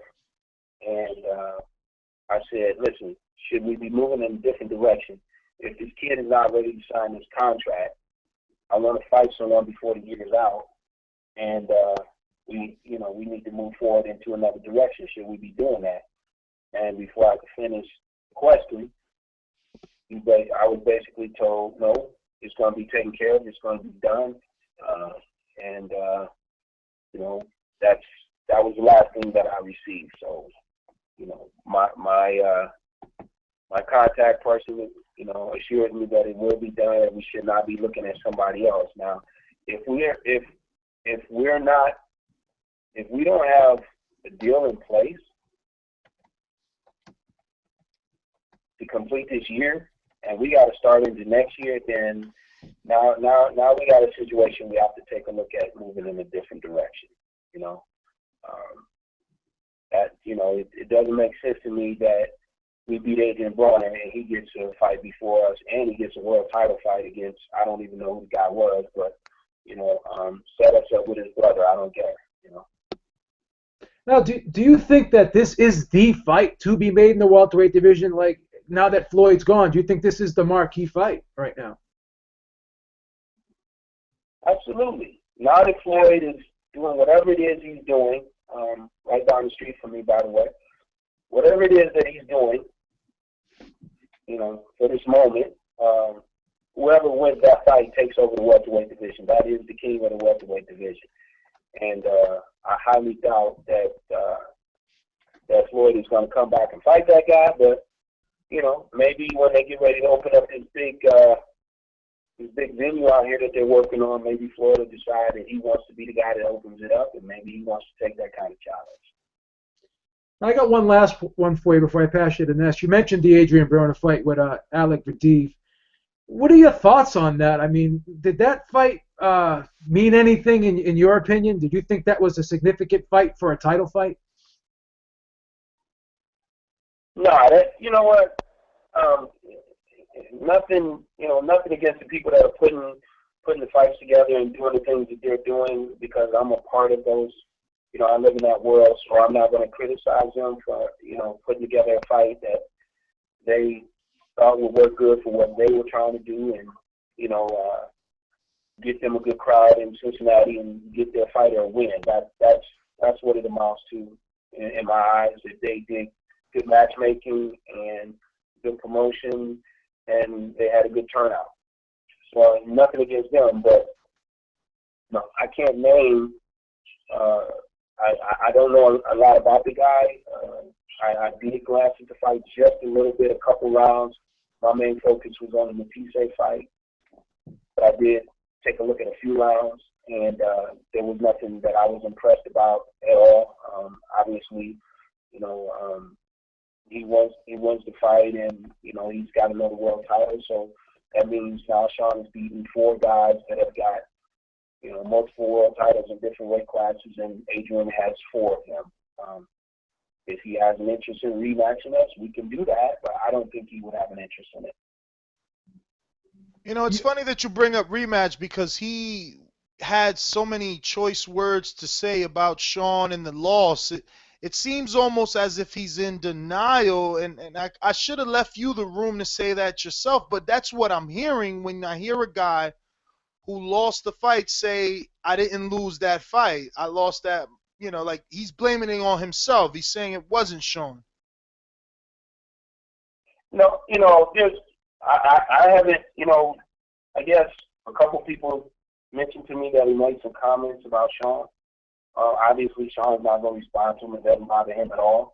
The truth of the matter is, Shawn has been beating on Adrian's cousins and relatives and his buddies and his stablemates since Shawn was 8 years old. He's been beating up Cincinnati fighters.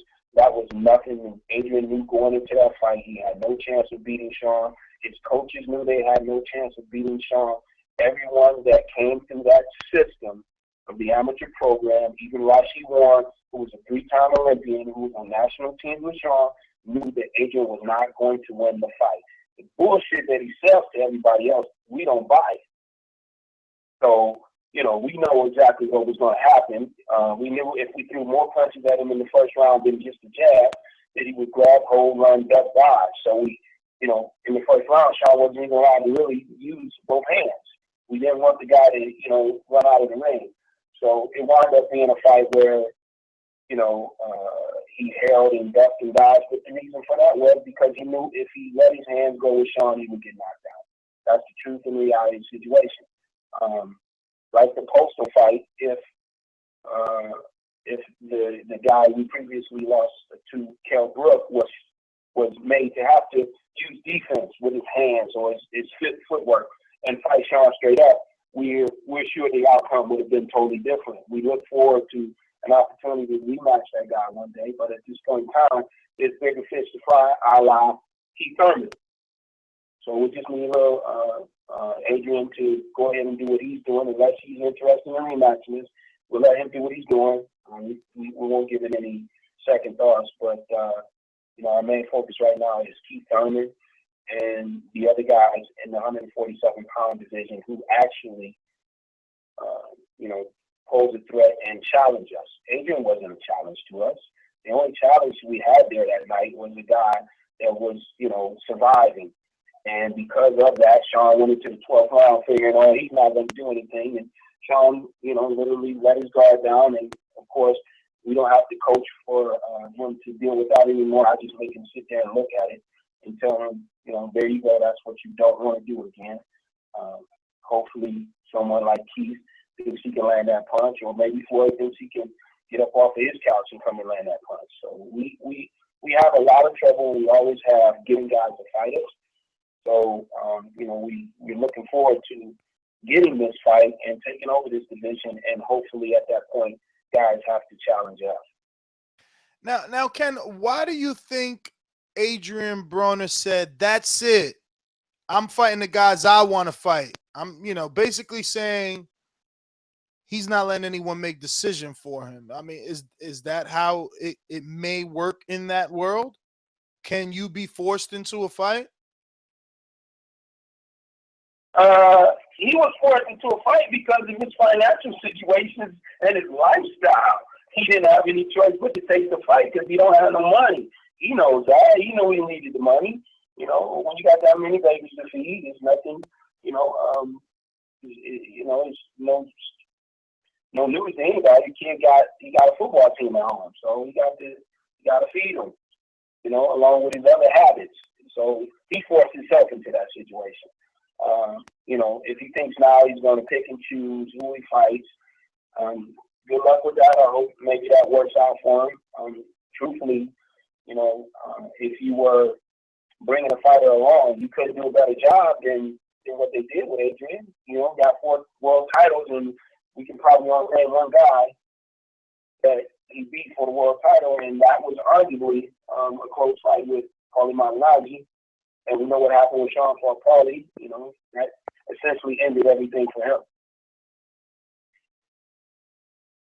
Well, Ken, we do have another guest coming on, but I want to congratulate you on being inducted into the Akron Hall of Fame. And also, thank you for coming on the show and just clearing it up, letting us know. I mean, when do you expect to hear that, the rabbit is in the hole? I don't know. Maybe I get a call at 4 o'clock in the morning from you telling me. That's what you tried to tell me the other day. But unfortunately, at this point in time, we don't have a signed, sealed, and delivered situation going on here. Maybe you could call up Keith and, spur him on, give him a little, incentive to go ahead and get this done. Because it's not us. We're ready. Shawn is in excellent shape, fabulous shape, as usual. And I don't know how we do it. Okay, this time I do know how we do it. Previously, in all the other fights, I don't know how we were able to surpass preparation being at the level that we're at. But this time I know how, because we now have the Porter High Performance Center here in Las Vegas, and it is the top fitness / boxing facility in the United States of America. Only reason I'm saying in the United States because I'm not leaving country anymore, but I know how we're going to do it this time. So Keith and Floyd and any of the other welterweights, hopefully Danny Garcia, Amir Khan, those type of guys. Those guys we want to fight. So we're looking forward to hopefully getting a call real soon, and I can give you guys a call and say it's on and popping, and hopefully it's here in Las Vegas, but if it's not, wherever it's at, we'll be there. I just want to make sure this information here, is this going to be, the induction is going to be at the Akron Tangier Restaurant on 532 West Market, right? Oh, yeah, that's correct. That's correct. Right down the street from LeBron James High School, St. Vincent, St. Mary. Like maybe a half a mile from the school. So you're gonna be doing it big for this thing or what? I mean, how big is Ken Porter getting inducted to the Hall of Fame? We're gonna be doing it really big, and I know you're trying to put the rabbit in the hole, but I'm the bear. I'm not the rabbit. So I picked the rabbit up and wipe my ass with him. You're not gonna get me to tell you anything more than that, but hopefully we'll have a big announcement about that event here. Now, well, there is one thing. You did say the 25th, but it's being reported the 26th. So what is the actual day? Is it Sunday or is it Monday that you're being inducted? No, it's the 25th. That's a Sunday. Okay, well, you might want to check this on Cleveland.com. They have it set down for the 26th of October at 6 p.m. Okay, well, that was a mistake on their behalf. But, yeah, we'll make sure that we get all of that information out there. And I understand you got a man in Akron that I'll be in contact with or be in contact with me. No, I'll be there. No. I sent you a text. I'll be there. It's only a 6 hour. You coming? It's only a 6 hour drive. That ain't nothing. Oh, that ain't nothing. Okay. Hey, Ken, man, let me let you go because we got a little prospect coming on, and I don't want to have him getting jealous on us. But thank you very much, Gina. Thank you, and make that switch. Beeb, what do you think? Yay or nay? San Antonio, Las Vegas. Where you want that fight? Thurman Porter. I want it in Vegas. I'm a Vegas man. I love Las Vegas, and that's where Ken's from. It's where Shawn's from. I think it's a great fight. So yeah, I want it there. Yeah, I mean, it makes sense, but what about this UFC December 12th, somebody McGregor, something like that from Ireland? Well, I mean, if the fight has to be in San Antonio, it's not going to be a deal breaker for me. I'm not going to be disappointed about it, but if I had to choose, I would want it to be in Vegas. I mean, I'm a Vegas guy. I love Las Vegas. Las Vegas and San Diego are my two favorite places in the country, so it is what it is. All right. Well, for me, it really doesn't matter. I think I would prefer it to be in San Antonio just because I haven't been there since the Broner Maidana fight. And it was just a great, great fight. The atmosphere was awesome. It was electric in there. And I think that Leha Bata and PBC can replicate that, especially because, Leha Bata, they're real promoters. These guys grind. These guys make flyers. These guys, email lists. They do it all, a lot of interviews and access that they give to these fighters and during the promotion, which is important. But yeah, man, we're gonna continue to take some calls here, and we got one more guest. Gina, you there? I am here, and I have Hamid with me. Hamid, how you doing? Hey, how you doing?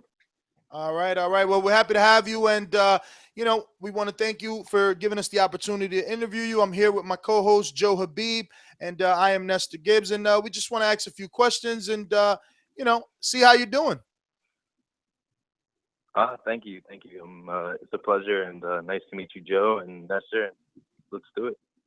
All right, so 12-0, 11 KOs, and that's what sticks out, man. When we last seen you on ESPN, you were knocking somebody out, and ever since then, you've continued to knock them out. Obviously, the power is natural, but when did you first recognize that you were this strong? Not until I'm talking to you right now, I think. I've always been a strong person in my sports. I played football. I grew up playing hockey. I played with my friends and all that, but if they say I hit hard, that's good for boxing. That's good for me. That's good for the fans. So, I still, until this day, I guess I don't really think I hit hard, but we'll go with it. Well, I mean, it's a 92% KO ratio. Obviously, your first 15 fights are developmental. You're supposed to win, but you're not supposed to win by knockout, and that's, all you're doing. But you are stepping up in competition. You're going to be facing a guy that, hasn't lost in a long time and has double the amount of fights that you have, coming with a lot of experience in Frednik Albert. What is it that you know about him, and how serious are you taking this matchup? I take every matchup seriously, and he's another fighter. I don't know much. I just recently found out about him, so I'll give him a couple study tapes soon within this week and see what he has to bring. But other than that, it's boxing. We all know anything can happen in boxing. So it's for me, I always have to be careful, and that's about it, because the rest I've done already for the past 5-6 years. I've had a 5 or 6 year camp. There's no off times for me. I'm always training, and I do train for the knockout. I do train to develop my power, and I try to bring that to every fight. Now it's Ahmed El Biali. You're an Egyptian American boxer. This is something that we don't normally see. How'd this come about? It came about in America, so I guess America gives you any opportunity to do anything. And it wasn't in Egypt. I originally just started boxing with my friends, and then my mom took me to the gym for a birthday present, and then from there it grew. And ever since the first day I walked into the boxing gym, I looked in the mirror and I wondered, I'm like, whoa, when am I going to be like Mike Tyson? So I'm not saying that I am, and nowhere near close like him, but 3 years, like what is it, 8 years from now, 8 years now today. So look at me now. I'm having an interview with you guys, so it's nice, Blessing. Now, Ahmad, you were born in Cairo, Egypt, and you came to the United States and you got into boxing. Now, when did you come? How old were you when you came to the United States? And do you think that you wouldn't have gotten into boxing if you never came to the United States? Is boxing big in Egypt at all? Yeah, I came to the United States when I was 4. I grew up in Miami. I was raised with, just pure American kids. Well, most of my friends were diverse. I grew up with Russians, African Americans, Spanish, so Miami's really very mixed. So, and then we just started boxing. Most likely, if I lived in Egypt, I would have been playing soccer. My father played professional soccer, so that's probably the route that I would have taken. But growing up in America, I started off with hockey at the age of 6, and then from there I went to American football, and then while I played ball, I boxed at the same time. That's how it started. Now, Ness talked about how you have a very high KO percentage, but it's not only that you have a high KO percentage, you're getting these guys out of here very early. Does it surprise you that you're able to get these guys out of there early? Is that by design, or are you just hitting these guys and they're going, and you're not even expecting that to happen? You're expecting this to go a couple rounds, but it's just not. I mean, I tell myself before the fight, I'm ready I train for a 12-round fight. I'm only fighting 8, and that's because it takes time, it takes experience, and I completely understand that. But I try. I don't like being surprised.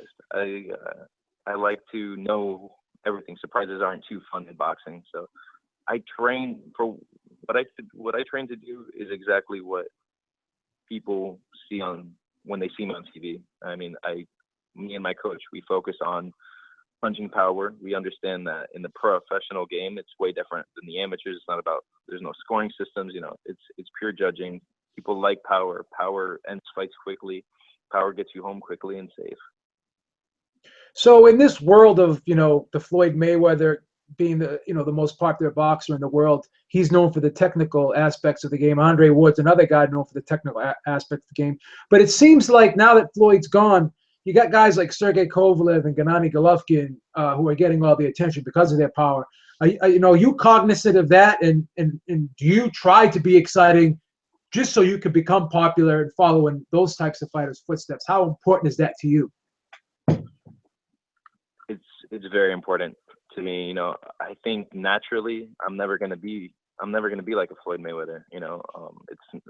It's not in my blood. It's not in my physicality. And for me right now, I do rely on strength and other ways that I can use that strength is maybe coming in, being more defensive, using my jab a little bit better, and that makes you a good recognized boxer nowadays. Nowadays people, even not just nowadays, people have always wanted to see knockouts, and in boxing, as much as it's every fighter's passion and love for the sport, it does become a business. You do need to make as much money as you can in this sport for as short a time as possible. It's only a 10-15 year sport. So obviously the more knockouts you get, the bigger your name, the more money. So I love boxing with a passion. I think about boxing day and night, but at the same time, as I got older and I'm becoming more involved in the professional game, I'm realizing that it is a business, and you would want to be financially set after you retire. Well, Ahmed, I know you're in class right now, so we don't want to take too much of your time, but I do want to say and let everyone know, obviously, you're in the light heavyweight division, which is filled with some pretty big names, but you happen to be on the PBC side of the world, and there's some big names and big fights there for you. But I took note that, you fought a lot of times in the state of Florida, which is good since you're from Miami. Do you think that you've been able to build a decent fan base, and do you feel that it can grow to the extent where you would merit a hometown headline fight when the time came, obviously? Yes, I would love that. My dream is to not just represent Miami, but to represent America, and not just to represent America, but to represent Egypt. And eventually, I just want people to like the sport of boxing, bring back boxing. I want boxing to be exciting, and if every fighter wants to be a legend, every fighter wants to be the best. Of course, I want to be the best, and that's what I train to be the best. And headlining a fight for me in Miami is just a minor goal. My goals are much bigger than that, and when the day comes, I'll be ready for it. And until then, I just have to keep working for it. Now, I got one last one for you, Ahmed. Thank you so much for the time. I appreciate it. Now, again, you're in a thank you. It's a pleasure. You're welcome. Now, you're in a division that does have a lot of power punches. You got Kovalev, you got Better Beef. Tavares Cloud used to be a power punch until what happened to him. But you got Andre Ward coming up here. So what are your thoughts of this division now? I mean, are you planning on staying here for a long time so you can fight those guys, or do you think you may move up to cruiserweight at some point in your career? How is it making 175, and how excited are you about fighting that better competition someday? It's good for boxing. It's a little crazy. The division's on fire. And right now it's not just a money making division. It's actually a division that just everybody hits hard in. So it sounds dangerous, but it's fun because if you think about it in the long run, wow, it can really do something, and it's exciting. As far as cruiserweight, I'm probably closer to move to going down to 68, because I walk around fairly light for my weight class. So I walk around at 180, 179 sometimes. And so I could probably make 68 easier than necessarily going up to cruiserweight. But going up to cruiserweight is definitely in my sights in the future. But right now it's staying at light heavyweight, seeing how I feel, trying to adapt my body to the weight, and of course when the fights come, they'll come. For me, I don't need to necessarily look to fight anyone. I think eventually, as my career blossoms, people will be looking to fight me. I don't train to fight the best. I train to be the best, and that's all I can do. Well, Ahmed, thank you for coming on and stepping out of class to do this, man. We truly appreciate your time, and we wish you the best of luck on October 13th, which is just a short couple of days away in the Little Creek Casino. You're going to be taking on Frednick Albert, and we're expecting you to get another KO, man. If you have any social media at this time, please give it out so any of our listeners that didn't know, now they know, can go ahead and follow you. My social media is just pretty much my name, Ahmed El Bialy, and you guys, thank you guys for the support. Thank you, The Boxing Voice. Thank you, Nestor, Joe, and Gina. I really appreciate this, and you guys have a good night.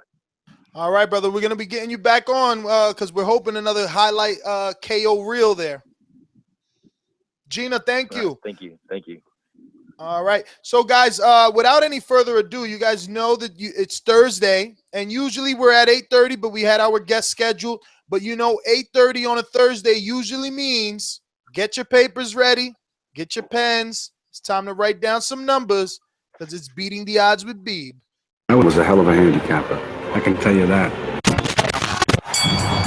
Welcome to another edition of Beating the Odds with Beeb, your one-stop shop on everything revolving around placing bets, betting odds. And remember, it's not about who gets the most picks right. It's about getting the most value for your picks. The only scorecard that matters here is your bank account.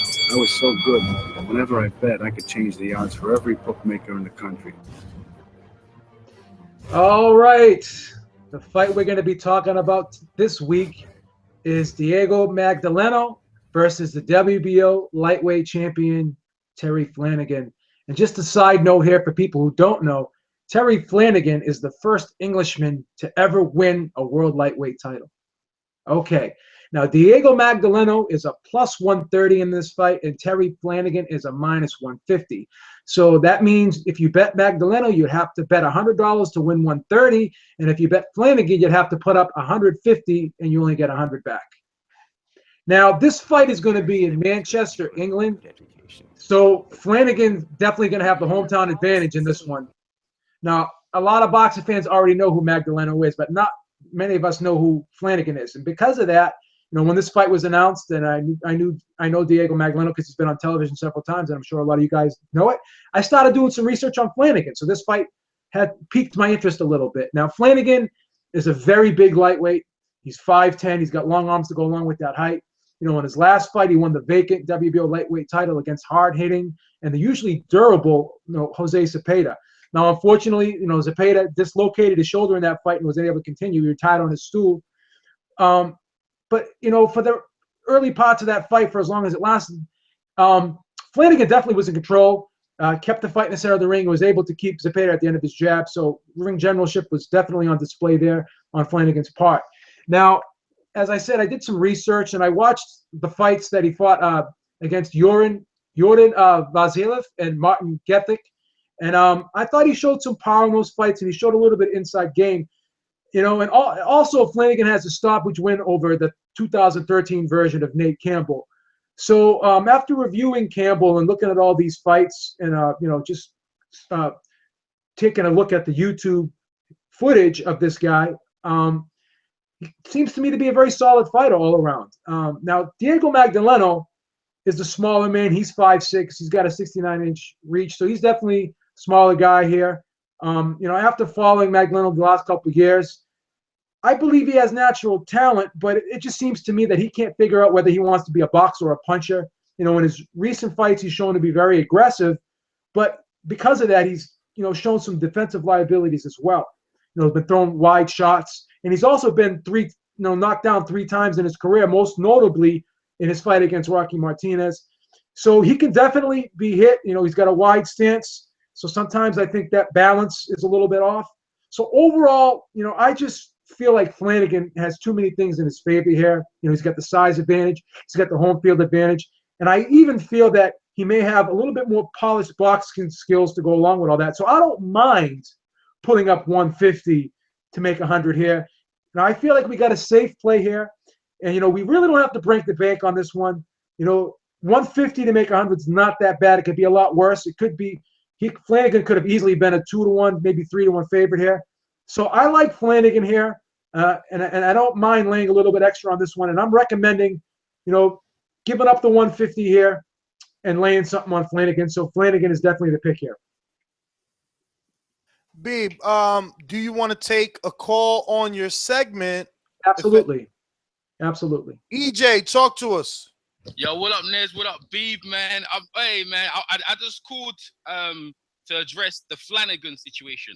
Sure.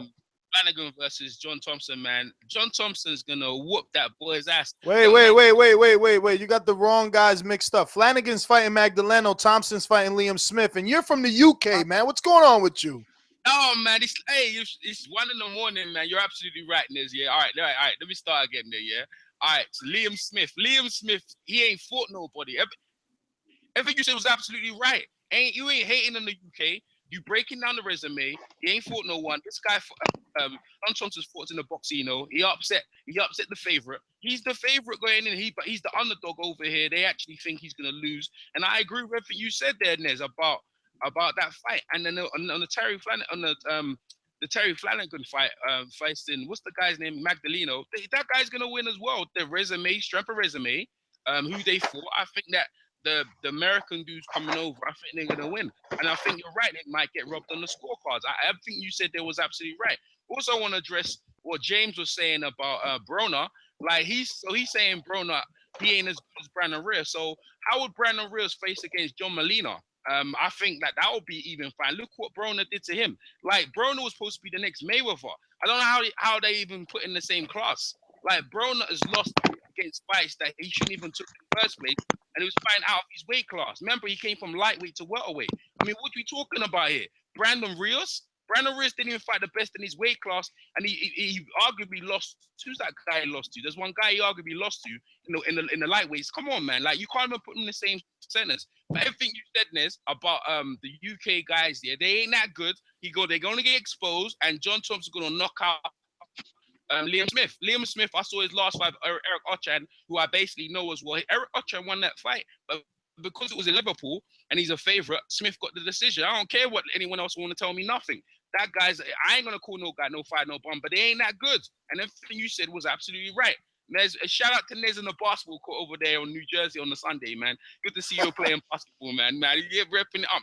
I'm a basketball coach myself. Also, I want to shout out to Nick Papa, 300, up and coming prospect in the cruiserweight division. I'm covering his fights. He's got his second pro fight coming up next week in the York Hall, London.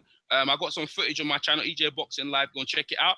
And yeah, man, you guys doing a great job. Beeb, sorry I missed your breaking down on who you bet on the betting odds and that. I'm gonna have to catch it up in a second though. But definitely the Americans are the underdog. And if you want to work some money, like Nez is gonna put some money on the USA guys, man. But they're gonna bring the belts home. That's all I gotta say, man. So you don't like Flanagan in this fight against? Man.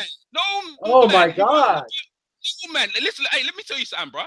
Flanagan, look how he won the belt, man.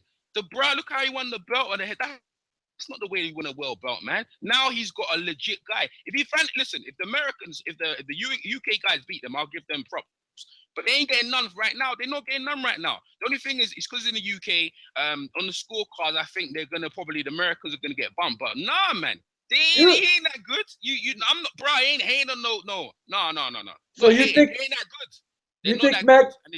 You think Magdalena's a better boxer than Flanagan?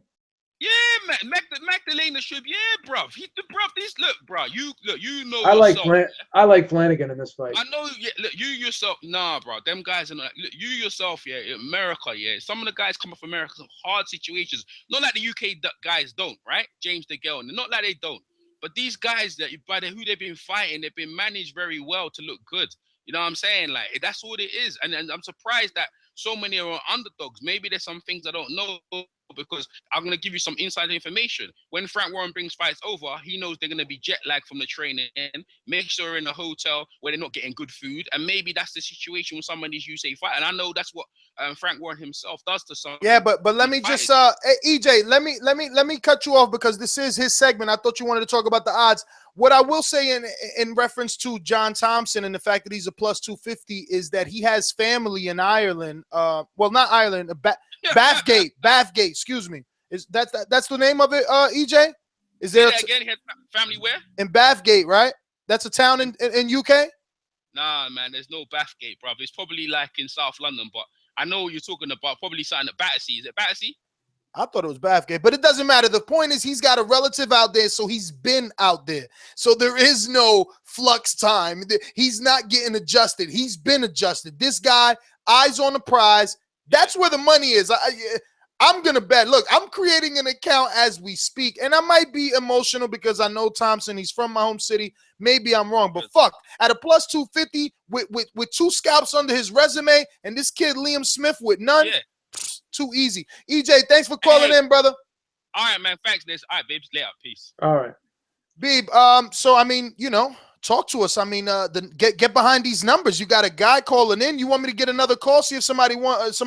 Anybody out there got a question for Beeb? Remember, hashtag beating the odds with Beeb. I'm going to check it. Let me know your number in the tweet. I watched Flanagan. I watched about 4 fights, and I looked at his style, and then I looked at Magdalena's style. And I just think this guy Flanagan's got better boxing skills. I mean, I like Magdaleno, don't get me wrong. But he fights very aggressively, right? But he can't punch. This kid fights very disciplined. He keeps guys out on the outside. keeps the fight in the center of the ring, never allows himself to get put on the ropes. I don't think Magdaleno's going to have enough strength and power to, get inside and manhandle him and make the fight ugly. I like this kid. And the fact that I'm only having to give, he's only a minus 150, should be probably like a plus, like a minus 220 or something like that. I like it. I think he's undervalued here. Now, what exactly did you see about Flanagan? I mean, because it's like this guy says, Magdaleno does have the pedigree. The thing I liked about Flanagan is, he keeps guys at the end of his stick, but he doesn't give you much on the defensive end. He's got a high guard, doesn't really overextend with anything. He's just a sharp guy, and he's always touching you with the jab, touching you, and he keeps guys off balance with it. And I think he'll be able to frustrate Magdaleno, especially the shorter guy, the guy with the shorter arms, and the guy that really doesn't have that much power. He's a guy that fights like he has power, but he doesn't have it. So that's why I like Flanagan here. I like his discipline, and I just like his well-polished skills overall. Wow, listen, I have to remind you, Diego Magdaleno, not to have a lot of power, he is coming off of 2 knockouts, and one of them is Jose Gonzalez. Remember Jose Gonzalez? He was beating the hell out of Ricky Burns until he messed up his hands or something mentally happened. Remember, he checked out. Yeah, but he checked out in his fight against Magdaleno too. He got hit in the balls, and he didn't want to continue. And it was a TKO. Oh, okay. Yeah, so it wasn't really a power knockout. You know what I mean? So. And Magdaleno has been down in the past, I believe. Yeah. He was down in that Rocky Martinez fight. Yeah, that's what I said. He got knocked down 3 times. He got knocked down against Alejandro Gonzalez too. I mean, he's been down a couple times. I don't know, man. I mean, he's beat Emmanuel Luciero. I mean, by decision. Yeah, but it's the talent. I don't know. Hey, man, it's your segment, Beating the Odds with Beeb. # Beating the Odds with Beeb. All right, so we're going to take a caller here and see what do we got. We got Randall from Tampa. Hey, fellas, how y'all doing? What's happening? Man, hey, Ness, I wanted to give you a shout out, man. Let you know, man, your talent really shine through when you out in the field doing them interviews, man. There was some good work you did at that Quillen press conference and stuff. So good interviews, man. Make sure you keep it up going to the fight, man. I'll be sending your C squad and D squad, you know what I'm saying, to cover these major fights. You got to hit the road, player. Hey, man, it's a tough job. You guys need to start, I don't know, downloading a free Audible book by heading over to like Audible trial / the Boxing Voice so I could get a kickback, man. I can't look, I'm contemplating Canelo Cotto. But now you mentioned that, I tried to use the Amazon link and it didn't work. And I typed the URL and everything. It didn't work. Just go to the site to ThaBoxingVoice.com / affiliate sponsors. There's a banner there. Just click on the banner. Makes it easy. It was there. It was there a couple of weeks ago, but the last time I went, it wasn't there. I've been meaning to tell you, I didn't see it the last couple of times I went there, and I be trying to support you guys, but you know what I'm saying, I ain't see the link there. But hey, man, I just want to tell you guys, good show, man. Good interview with Kenny Porter, but he always seemed like he upset about something, you know, and he called out a lot of people, but he left a couple of names on the table, you know what I'm saying. I still hold. I would love to see him fight Lamont Peterson. You know what I'm saying? I think that'll be an excellent matchup. But I can't wait for that fight. You know, that's my favorite fighter. I mean, it makes me sick that he lost to Matisse, but you know, it is what it is. But man, y'all keep up the show, man, and I catch y'all on the rebound. All right, Randall, man. Thank you for calling in. Suleiman Escala, Amir Aman is going to be fighting pretty soon, brother. Not Amir Aman, Amir Mansour. Yeah, he's fighting pretty soon against an undefeated fighter. I think the last name is Washington. It's going to be a good show. But like I said before, you know, I mean, I don't see why he has to fight an undefeated fighter that's on the coma. If he could just, you know, I mean, just sign him. He got lesser quality B and C class fighters that are heavyweights that he signed, like Chris Abdiola. He could take a guy like Amir Mansour and put him in, and make him a world champion. Maybe not put him with Deontay Wilder, but put him with the other champions. Because you got Ruslan Shagiev, WBA world champion, and you still got Vladimir. So you know what I'm saying? I mean, you should give him. He could make money with that guy. I don't see why he's not signing up yet. And he every single time he wins, he's calling out Showtime. He's calling out HBO. Why these guys are not giving him no contracts? The other lady, the Duva lady, she's complaining all the time that she wants heavyweights, that she wants this, she wants that, but she's not signing high quality fighters. She only got one fighter, and he's not that good. That fight with Steve Cunningham, he lost that fight, but he gave it to him. And then Bob Arum is not crazy about him either. So I don't see what's the deal with these guys. Maybe he should sign with Golden Boy. Maybe if he signs with Golden Boy, he has a better opportunity. This fight that's coming up with Shawn Porter, I don't know why Shawn Porter. I don't know why he took no fight him in Tampa again. I mean, you look like you had a lot of fun in Tampa last time. I think he should ask him to fight him in Tampa one more time. Fight Shawn Porter in Tampa.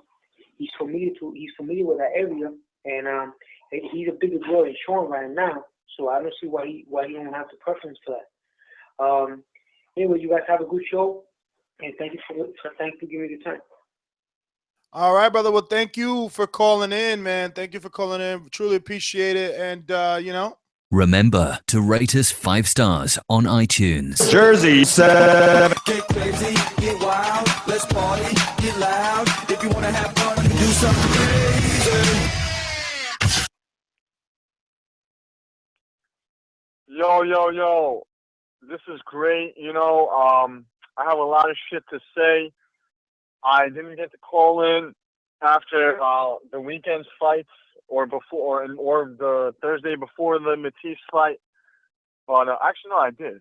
I just didn't get to call in on Sunday. But, as I was saying, I viewed it as a 50-50 fight. I personally didn't make a pick, but I was tweeting everybody and talking to everybody saying that it's going to be a 50-50 fight going in. Postal has the right style and the right frame. He's a tall, rangy guy with a great jab. Even though he didn't have any decent challenges before in his career or names on his resume, he did what he had to do, which is get the W. And at the end of the day, Matisse is 5'6", and it was going to be an issue. It clearly was, and that's what happened. He utilized his jab and basically outboxed Matisse and then finished him. It was a beautiful performance by Victor Postal. It did not surprise me, the result. I think Matisse kind of maybe took him a little lightly going in because he, like he said in the post-fight interview, he lost his head.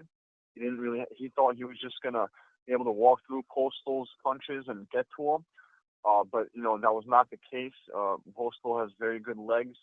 But, I just have one problem. Now, a lot of you guys are saying that comparing Matisse to Victor Ortiz.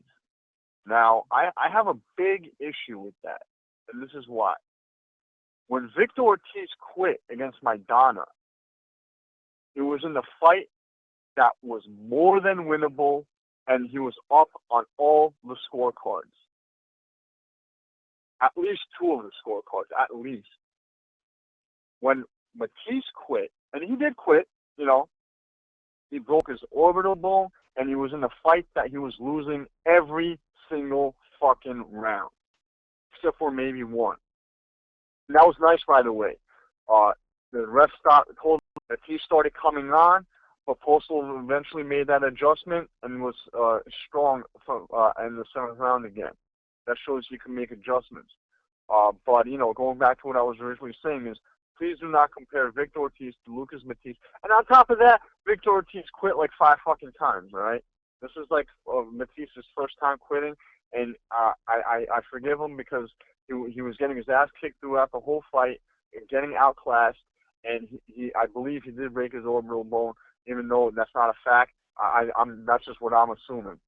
Because right when the punch landed, he started rubbing his eye, and he took a knee consciously. It's not like he was knocked out. But, congrats to Postal. I actually think I might pick him over Crawford. And the other thing is, Beeb, I have to call you out on something. You know, by the way, you did a great job predicting the Postal win, but people also forget to point out that you did pick Khabib to beat Broner. And I remember you saying because you just don't feel like Broner is mentally the same fighter he was, and he's actually digressing instead of progressing. And you know, I just got to point out, you got 50-50 this weekend, and you know what? That's still good because you got the important fight right. So you know, good job. I like the B segment, and everybody come out to fucking. If Nesta throws that fucking party in Vegas, you know, everybody should want to go to that because that's going to be an experience that you will remember until the day you die, and it's guaranteed a good time, obviously. And, you know, that's all I got to say. You guys are the best host, the best show. Oh, and I almost forgot. I am fighting this Saturday at the Dover Boxing Club in Parsippany, New Jersey. I'm assuming the show starts around 7 or 8 because weigh-ins are at 5. So, you know, for those who want to be there or in the New Jersey area, you know, make sure you catch that. I'm looking to put on a great performance, and I believe Nessa will also be there, periscoping it just like he did with my last fight. And, yeah, that's all I got to say. You guys have a good night. All right, Seb, I definitely will be, but this time I'm breaking out the real deal camera, man. We're going to get some HD going on. Beeb, man, he took some shots at you. You came back right in time. What a coincidence, Seb. What a coincidence. He was taking shots at the fact that you picked Adrian Broner, but before you answer that... Go ahead, Enrique. Go ahead, jump in. What's up, man? Yeah, man. Yeah, I just want to say I saw the fight too. Stay focused, stay working my jab, and using my fundamentals. What has you fan, right? Boxing voice. Because if he comes to fight, then I'm gonna have to look for him, right? What has you fan, right? Boxing voice. Accurate. Yo, what's up, Ness? What's up, Beebs? What's up, listeners? Listen, man, I've been doing a lot of playback, listening to myself, and I've found my purpose on being on this show. Please, if you're a casual fan as myself, ride with me. If you're not, you're hardcore, tell your casual friend to follow me or to ride with me. If not, I'll do it by myself, and we'll learn who to look out for, et cetera, as, like, you know, for example, prospects, contenders. Perfect example, I would guess, Ahmed Abiali. Is that how you say his name? Maybe that's wrong. Well done. Well, I looked him up, and he had 12 wins, 11 by knockout. And I'm just curious, where does that put him? Is he a contender? Is he a prospect? Like, what is he? Like, these are the things that I think will help me make toe-to-toe a little more interested on Tuesday. Contender. All right. So let's do it. All right. So, Beeb, I'll take prospect. You take contender. A prospect. He's a prospect. I'm only kidding. No, I know. I'm saying I'll define prospect. You define contender. I mean, I believe a prospect is a guy that is early stages of his career, still in developmental fights, being carefully matched. You know, these fights are tests to see what this prospect does and how he develops. And if he passes said test, then he can cross over into the contender status. Beep. I think a contender could be considered a guy in the top 10, but not only that, a guy that you look at that you say to yourself, he's ready for a title shot right now. You know, he's ready to be able to challenge and be competitive against a champion. That's what I look at a contender as, basically. Right. So on Tuesday, Julius Jackson, he got defeated by Uzaki in a 12-round eliminator, the middleweight matchup. Where does that put Uzaki now? Is he a contender? Well, Uzaki is obviously is still a I mean, he's still a prospect because you can't beat an undefeated prospect that was untested and cross over into contender status. But this was a title eliminator for the IBF belt that James DeGale won and is now defending versus Lucien Bute in Canada. So if he gets past that, Jose Uzcategui has actually an opportunity to fight for that title. So technically, because of the circumstances, the fact that he just won a title eliminator versus Julian Jackson, technically it makes him a contender, but he hasn't beaten anyone to make him a contender officially. But because of the situation, because of the sanctioning body, and the fact that this was an eliminator, I mean, technically, once he gets in the ring with James DeGale, he would be a contender. So the pecking order is champion, contender, prospect, and somewhere in there there's the gatekeeper, the journeyman, right?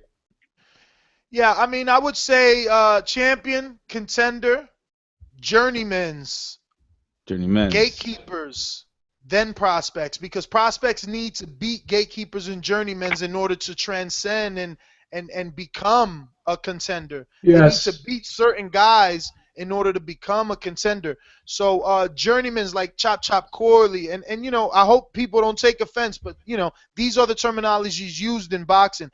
Casual, hold on to that thought. We're going to take some calls and come back to you. So get those thoughts in order. We got Robert Ortiz, the man of the hour. What's going on, brother? Hey, what's up, Ness? So just before I get into my rant, you talked to them about this idea that we've been having?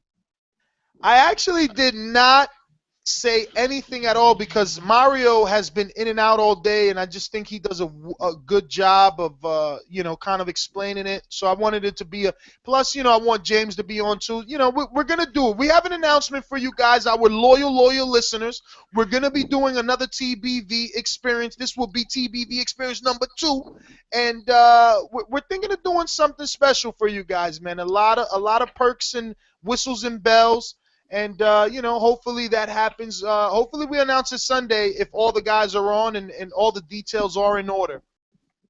Okay, so I just wanted to make sure because I heard, I think it was Jersey Seth talking about it, so I wasn't sure if you had said anything. He did, yeah. Jersey Seth, because, me and him, we talked off air, so he knows that, we're trying to put together something special for everybody. Okay, cool. And so basically, since it's a bit of a quiet week, the only fight of note that I can really pay attention to is Diego Magdaleno going overseas for that title shot. He's not a friend of mine, but a really close friend of mine who I used to spar with. Used to work out at that gym, and I've gone to several of Diego Magdaleno fights because he's a Vegas guy.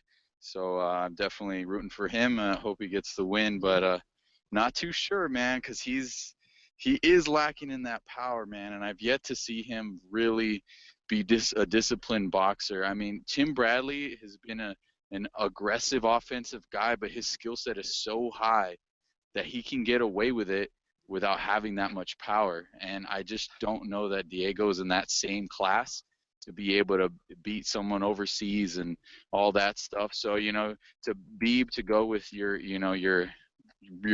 bookmaker or whatever you call it, the betting, yeah, it's going to be hard for him to win overseas because I can't see him knocking the guy out.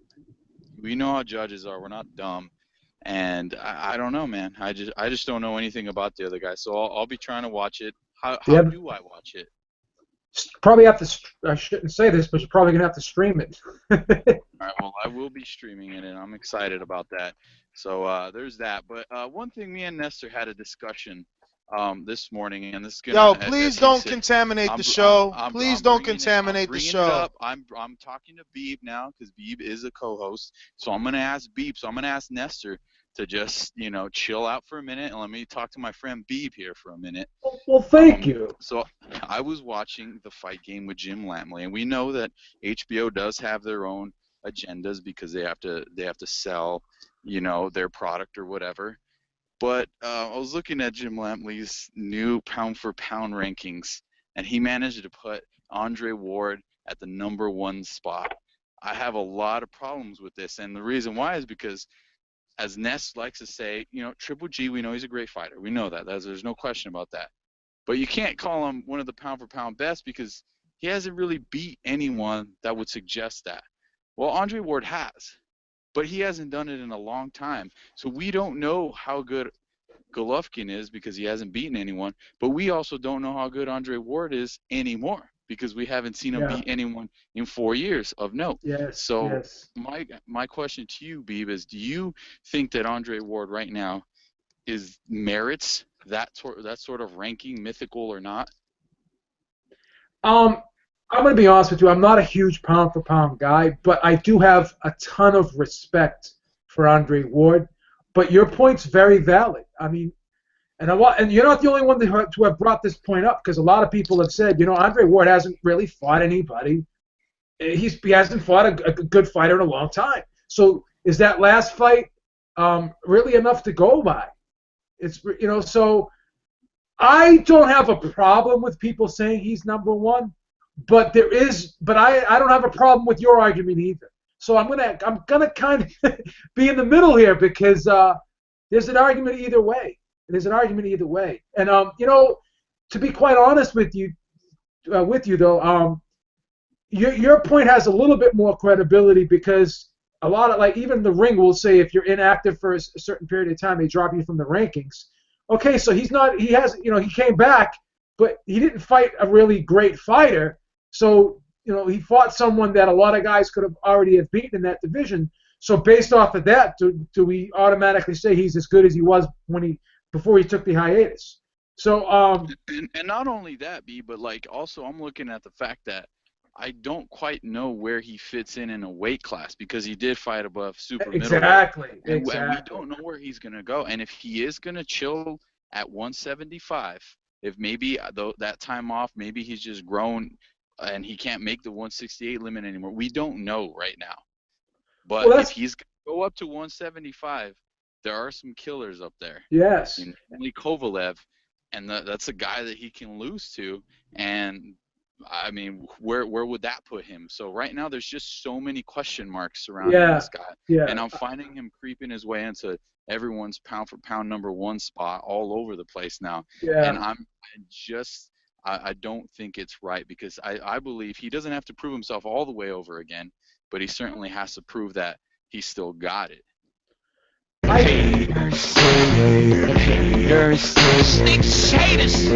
Well, let me ask you this. I'll ask anybody out there. Say he decides to move up to light heavyweight in his next fight, and then he fights a nondescript opponent, right? And he wins. Would that be justifiably enough to put him above Kovalev at light heavyweight? You know what I'm saying? So then the argument would be he's not even the best in his division, but he's a pound for pound guy. So it's tough because I think the point you brought up is we don't really know what division he's going to be fighting in now because he fought at 172. We don't know if he's going to go back down to 168. And also, again, we don't know who he's going to be fighting next. So if he keeps fighting, if he continues to fight these so-called tune-ups as he said he would do, then it's just going to be hard to defend him. It's going to be hard to defend him. Scorsese, you're up. Tough. Yeah, I'm here, man. Y'all was talking about the Flanagan Magdaleno fight. I got like Beeb said, I got Flanagan, man. I think he's more technically sound. Like a lot of those guys over there in the UK, they don't depend on athleticism. They actually learn the sport. And I think he can punch going backwards. Why Magdaleno gonna be coming and trying to bring it to him. I like Magdaleno though. But who did we ever find out who the fighter was that Joel Diaz had? Ruslan Pavatnikov. I tried to tell y'all that earlier in the show, and Beeb and Mario thought he was fighting Joel Diaz. Yeah, I knew that. I knew that. I just couldn't wrap my name around my whatever. I couldn't think of the shit. Who was Shane Mosley? He was supposed to be fighting. Well, no, Shane Mosley came on the show and just said that he accepted the fight. So, it is what it is. It's like we asked Shane, was it on Twitter or was it in real life? And your boy probably gonna lose on the cards. The boy from your hometown, he just sit back in the cut and wait on the knockout. He probably not gonna get that shit because they gonna have it. I'm telling you, man, them dudes keep their hands up. It's hardly any time in the UK you see a dude get punched with a one-punch knockout where his hands are down and he didn't see the punch. They know the sport. They keep their hands. I mean, they might not be the George Groves over there. he's a great athlete and he didn't learn the sport all the way. But most of them guys, they don't have the great legs. They just learn the basics, and that keep them away from that silly shit. So John Thompson probably gonna find it hard to land that shot he been landing. Wasn't he losing like every round he was in on Boxino and just knocking people out? No. Yes, he was. No. He was outboxing the hell out of Stangenov, man. Get out of here. I know he went boxing the hell out of Washington. He was sitting in the cut. He was waiting, and he just got the right shot. And Brandon fell. Yeah, how could you say he did? First of all, it wasn't even a knock. He don't got knockout power like that. That he was waiting around to knock out Brandon Adams. Brandon Adams was kind of being a bully like he always is. Get out of here. It don't matter. Listen, that's your opinion, right? That's what the show is about. You making your pick, but you gonna eat that crow on Sunday. It's gonna be easy to remember you. It's gonna be easy to remember you. I know, man. I was gonna get on you about calling that man at 4 a.m., but I'm gonna leave that alone, bro. Hey, man, I'm trying to break news. I'm working. What you doing? I'm working. Scorsese. Could we call that pillow talk or what? I'm just Hey, man, at least I got y'all the truth. You know, ESPN was telling y'all it was going to happen in Vegas. Then all of a sudden they retracted that story. I don't know. Let me see. Georgie, Porgy. Pudding and pie. People. What up? Listen, I gotta go in this WBO shit, man. They're gonna fuck with Regal, man. This motherfucker serious. All these belts and all these rankings, I be telling you, man, these people is only doing dirt. Straight up. They look up for their money and that's it. I don't give a fuck about no real rankings. Always mad, Georgie. Always mad, Georgie. What do you mean, man? The proof is on the podium, bro. That's right there to see, man. Oh my God. He's defending your boy. These people gonna fight, right? For the title. Who's fighting for the title in the UK? We don't know. How you don't know? Because we've been talking about it all show. Get out of here. All right, listen. Whoever's fighting for the title is getting robbed. You gotta be not even King Kong. Godzilla can go to the UK. And unless you lay a nigga out, you ain't coming back with no belt. Straight up. That's what's gonna happen. So you eat your crow because you think you're gonna have some type of impartial justice there. Not gonna be none. Nigga getting robbed. That's it. Great show. Thumbs up. Georgie is the funniest. Great show. Thumbs up. I love it though. Let me see. We got JP from Long Beach. Hey, what's up, guys? Man, is it just me or I just get the overwhelming feeling that Shawn Porter is the only dude in the game that's just like out there to fight for the spirit of competition.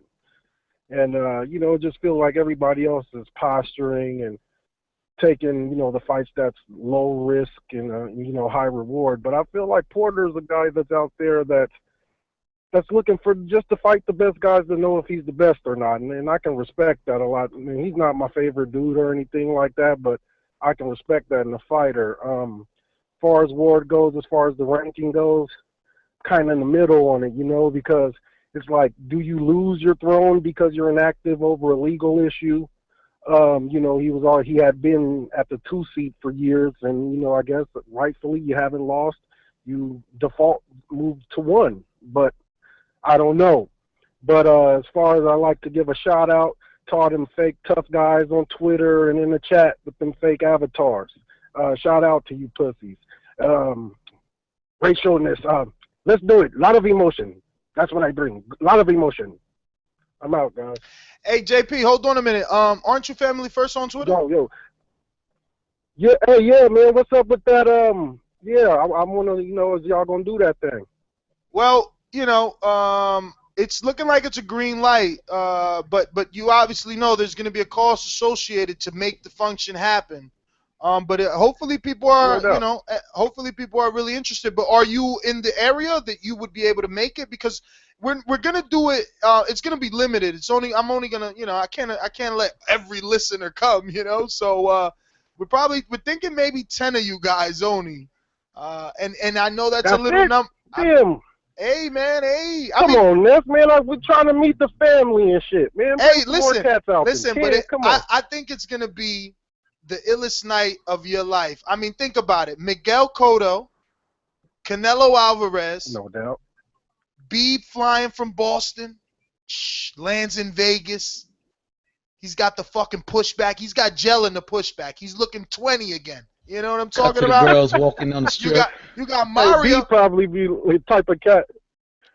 Be the type of cat barely got like 2 buttons on his shirt buttoned up, the rest of the shit open. Yeah, Gang of because chest hair. he's the only 40-year-old I know ripped the way he is. Then you got Mario been working out for 2 years for this very moment. You know what I'm talking about? I mean, it's just everybody's gonna be there, and it's gonna be knowledgeable people. Everywhere you turn, it's gonna be people that actually know boxing. No more do we have to sit around that drunk loser that wants to talk about Manny Pacquiao all night when, you know, it's not Pacquiao. We're watching Canelo Cotto. You know, obviously there's going to be some catering. You know, we're going to have some catering, and we're going to pick. We're going to pick people up. Like 100, you know, 100 apiece or something like that. We're still working out the details. We're going to have a party bus pick you up from the Las Vegas Strip and bring you to the secret location to watch Canelo Alvarez versus Miguel Cotto just with the TBV family. I'm trying to get Vic in. You know Vic's big time now. He's like Derek Jeter and shit. I'm trying to pencil Vic in to see could we get him to make an appearance. Even Boxing MD has already committed. Jersey Sev is ready to go. You heard him. I mean, you know, so it's going to be a couple of listeners and a couple of definitely of the staff out there. And you know, I want some of you guys to definitely come. Obviously, we got to screen you guys, but I mean, a lot of you guys, it was like 100 people at the Mayweather-Pacquiao one, you know? Yeah, Ness, man, I can drive. I'm in Los Angeles, so it's not a problem for me. I was debating whether I was just going to show up that fight night and just be around the atmosphere or not. But if you guys make that function happen, man, pencil me in, whatever the cost. That's like, you know, a no-brainer for me. JP the man. Listen, thank you for calling. I'm going to get to some other calls here. But yeah, man, we really want to do that. Make it like a Boxing Voice TVV barbecue. I mean, just imagine all of us in one place, you know, to watch a fight. It's going to be insane. We might have to record that thing, do a live video podcast from there with all. I mean, just imagine, you know, imagine Georgie, I know you're still there. Imagine you in Vegas with me. Oh, my God, we'd beat each other to death. No, he don't want to talk now. Let me get to some callers here. We got 404 live. Who's this? 404. Cat got your tongue. I heard you mute yourself. It's all good. Stay there and eavesdrop. Casual fan. Yo, what's up? Talk to me, brother. Any more? Because we're going to do a new little segment. We're going to introduce it today, and we're probably not ready, you know, for it. It's under development. It's under development. That's right. See, it's so much under development, I lost your intro. Where did I put it? Jesus. All right. Well, in the meantime, we do have some headlines that we need to get to. And it is Arthur Abraham and Martin Murray are going to be fighting. This is a pretty good fight. I like this. I mean, I don't know. I'm kind of torn in both ways. But, again, I know the world that I live in. I know this boxing world that I live in. And a guy that just got knocked out to Golovkin, he could get a title shot in the weight he just moved up in. So this is really going to be his only second fight at 168. Now he gets to fight a champion who's been hiding since the Super 6 in Germany. So, you know, all in all, Martin Murray, he may have the tools to beat Arthur Abraham, but the fact that he's just a European boxer, high guard, kind of flat-footed, he's kind of tailor-made for Arthur Abraham's right hand. But this is an interesting fight. This might be the first Arthur Abraham fight that I watched since whatever was his last fight in the U.S., because I stopped watching him when he went hiding in Germany versus Stieglitz a bunch of times and all these other dudes I never heard of. Either?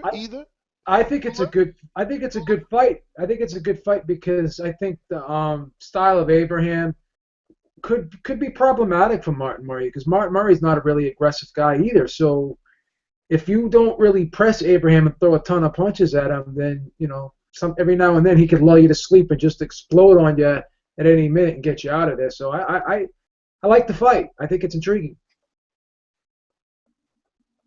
I don't know. Tell me, why should I watch this fight? And that's the Arthur Abraham versus Martin Murray. I've heard Hold both on, their let's do it names. officially. I found your intro. I'm sorry, guys. We weren't supposed to unveil this, but since we're unveiling parties and ideas, we're going to unveil another idea that we have for all our casual fans out there. And so the casual fan doesn't feel so bad, so that he knows he's not alone. So if you have any casual fan questions, tweet TBV_casual fan. Actually, use the hashtag casual fan. Hashtag TBV casual fan. And, he's going to put your questions on air as well as his own, because as a casual fan, he doesn't know everything. So many fighters I just learned about. Yes, I got a question. I know Go talk to me, brother. Real quick question. Live on the air. Top brain. Casual fan, right? I got a question. I never watched this question. All these answers on the boxing voice. Showtime question. HBO. Veteran fights. So what's your question? My question is Arthur Abraham versus Martin Murray at 168. I don't know them. I mean, I hear about them. What's so excited about them that I should watch? So screw me. So I will definitely tune in and share it with the others. Well, I mean, that's kind of an easy one, because as much as I discredit Arthur Abraham for my own reasons, he does produce action. He has 43 wins, 29 of those coming by KO. He's only lost once by KO, but he has lost 4 times in his career. Those losses only come to him by Andre Durrell, who's a pretty decent fighter. He lost by disqualification. For those that don't remember, Durrell slipped in some water in the corner, went down to one knee, boom! He got hooked. Arthur Abraham hit him with an illegal punch. The fight was called a disqualification, so Abraham gets that loss. But it was a fight where Durrell was winning, probably on the scorecards, definitely on mine, but Arthur Abraham was coming on strong, which made Durrell slip in the corner. Now, Arthur Abraham also has a loss to iron-chinned warrior Carl Froch. So that's not a bad loss either, People that lose to Froch aren't bums because you lost to Froch, because Froch, he's a fighter. Abraham's other loss is only to Andre Ward. And they were just arguing about Andre Ward's pound-for-pound status. So, again, another fight that isn't bad. He did lose by TKO knockout, the only knockout of his career. He lost to Robert Stieglitz, which was, that was the thing. But he did, turn around and rematch Stieglitz and win a split decision.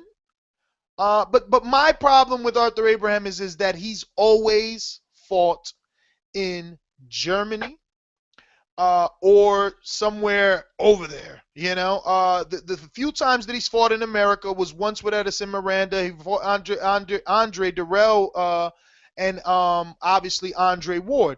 And I can understand why he doesn't want to fight, because every time he came to the U.S., he lost. Now with Durrell, I see he could be upset, but he got disqualified. He obviously knew he hit Durrell while he was on the ground. With Ward, he lost. So why would he be thinking it's home court advantage? I don't know.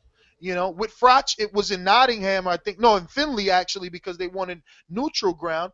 And, I just would like to see this guy come over and mix it up with some of the real 168-pounders in his division. I mean, he stays over there and he fights guys that we never heard of, fights guys that no one even cares, that I'm not going to care to even pronounce. He's got 2 rematches with Paul Smith, the same dude that Andre Ward beat. So I guess now we can't even rag on that loss, or win, rather, because, hey, if he's good enough for Andre Ward, he's good enough for Arthur Abraham. You know what I'm saying? But, look, he's got 3 fights with Stieglitz.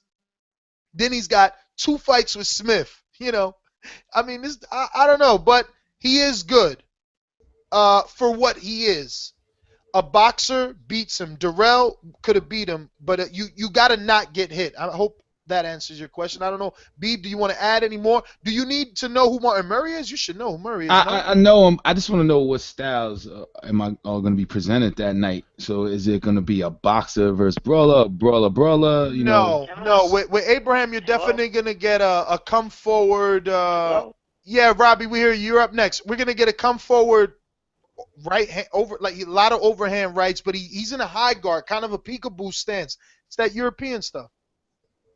So I could look for a knockout or just be on some old, okay, this is going to be a 12-round fight or a slugfest. Could be a knockout. Abraham's a big puncher.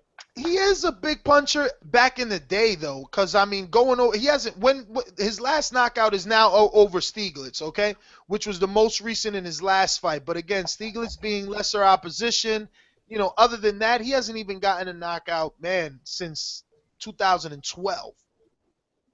So even if you credit the Stieglitz one, it's like one knockout, you know, what, every 4 years maybe? Robbie, go ahead. Yeah, well, I was going to say, I think this would be a good fight for you casual to watch because, you know, Martin Murray always puts on a good fight. When he loses, he always loses competitively. I mean, you know, it's not a shame that he got stopped by Triple G, but you weren't on the show back then, but he fought a very competitive fight against Sergio Martinez. Some of us thought he actually won the fight. So it would be a good fight for you to actually tune in and watch because, you know, they both, at this stage of their career, they both have questions that each other can answer by fighting each other. So I think it would be a good competitive fight for a casual fan to watch.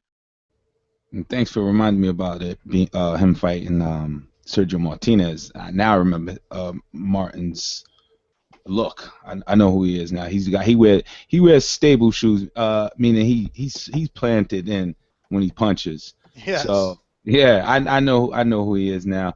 Yeah, I'm gonna look out for that fight November 21st. But that's the Cotto fight night.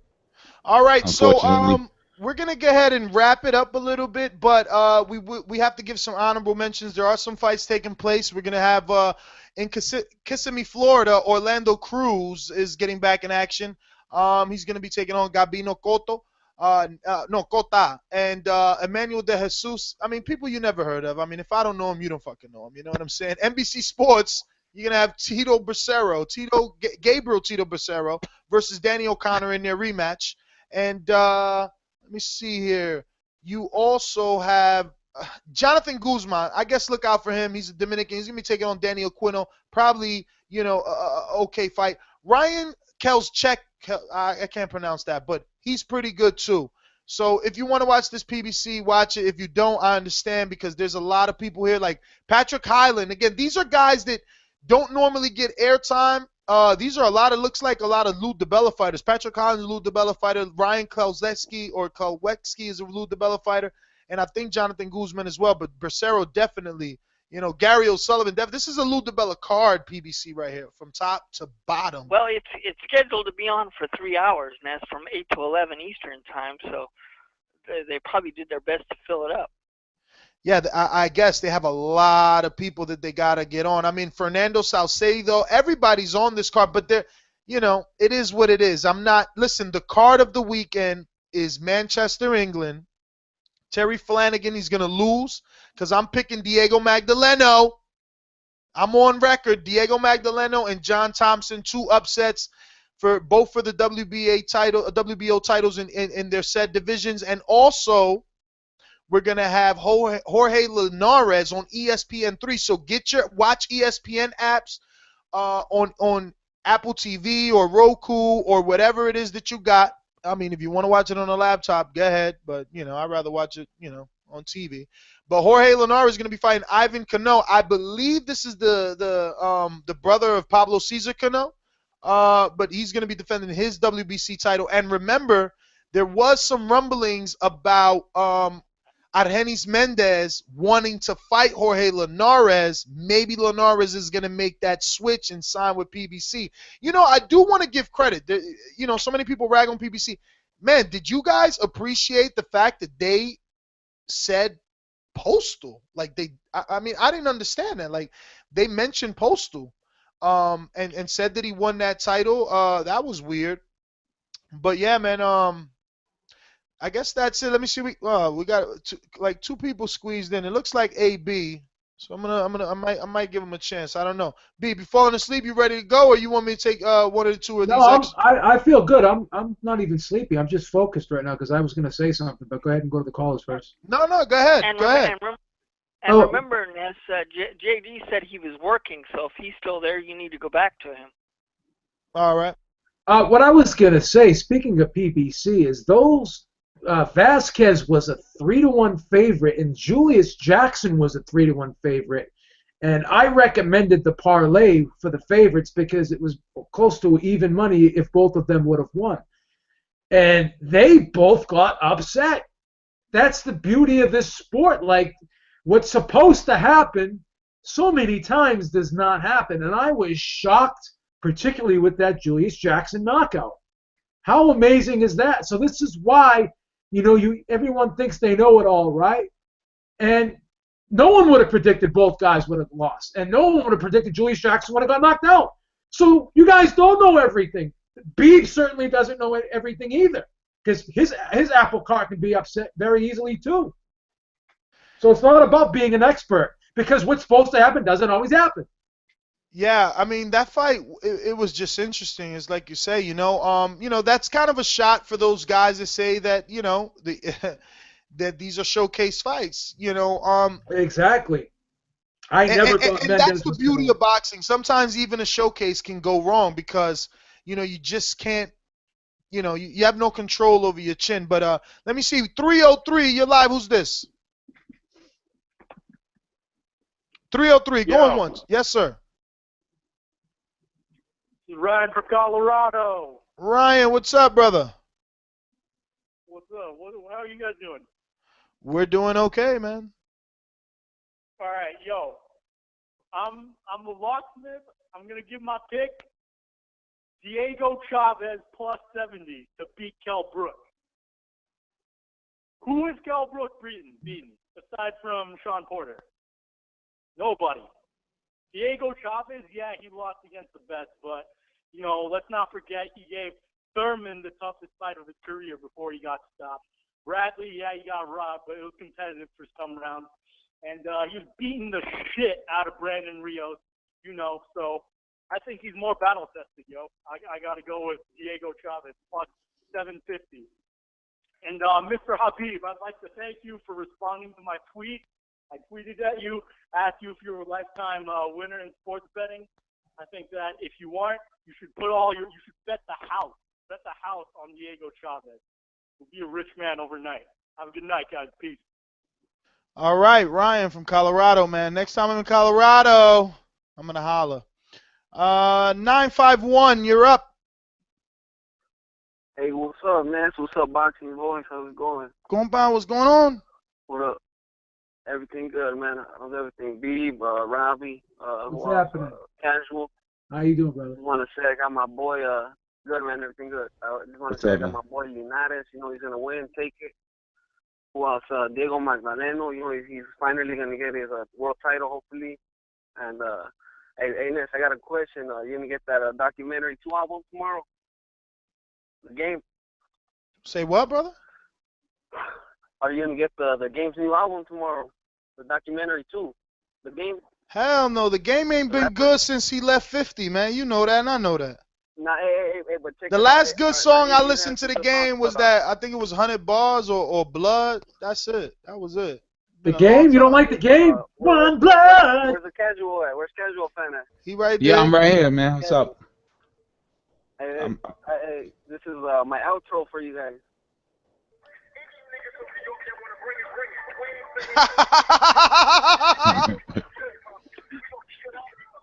You got that? Yeah, get out of here, yo. He put that clip from Tupac. Any nigga from New York they want. Hey, man. Listen, thanks for tuning in. I am your host, NesGTO. Follow me on Twitter at NesGTO. Remember, this is a listener-supported show. So head on over to ThaBoxingVoice.com. Buy yourself a shirt so when I see you in Vegas, I at least know you really love what we do over here. If not, at least buy the app. And if you got it on Android, get it for free. Visit the website. Drop us a 5-star review. anything that has to do with bigging us up, man. Give us some thumbs up over there on YouTube or some likes or some shares, because again, without your help, the visibility of this podcast really goes nowhere. We need you to share it to get the next casual fan or the next, starving boxing fan definitely looking for some boxing talk, because we're here for you guys 2 times a week. Find my co-hosts on Twitter at. You can find me at TBV_casual fan. Please help me out, get to the next level. So help me out with these answers, brother. You can always follow me at jhabib1 on Twitter if you have any questions about beating the odds with Beeb. And if you truly want to represent too, go out and buy yourself a Boxing Voice t-shirt and just continue to advertise us, man. One blood! And you can find me Ringside Robert on Twitter. If people have questions, I will answer them. So there you go. Robbie! All right, guys. Good night. Good night. See you later. Thank you for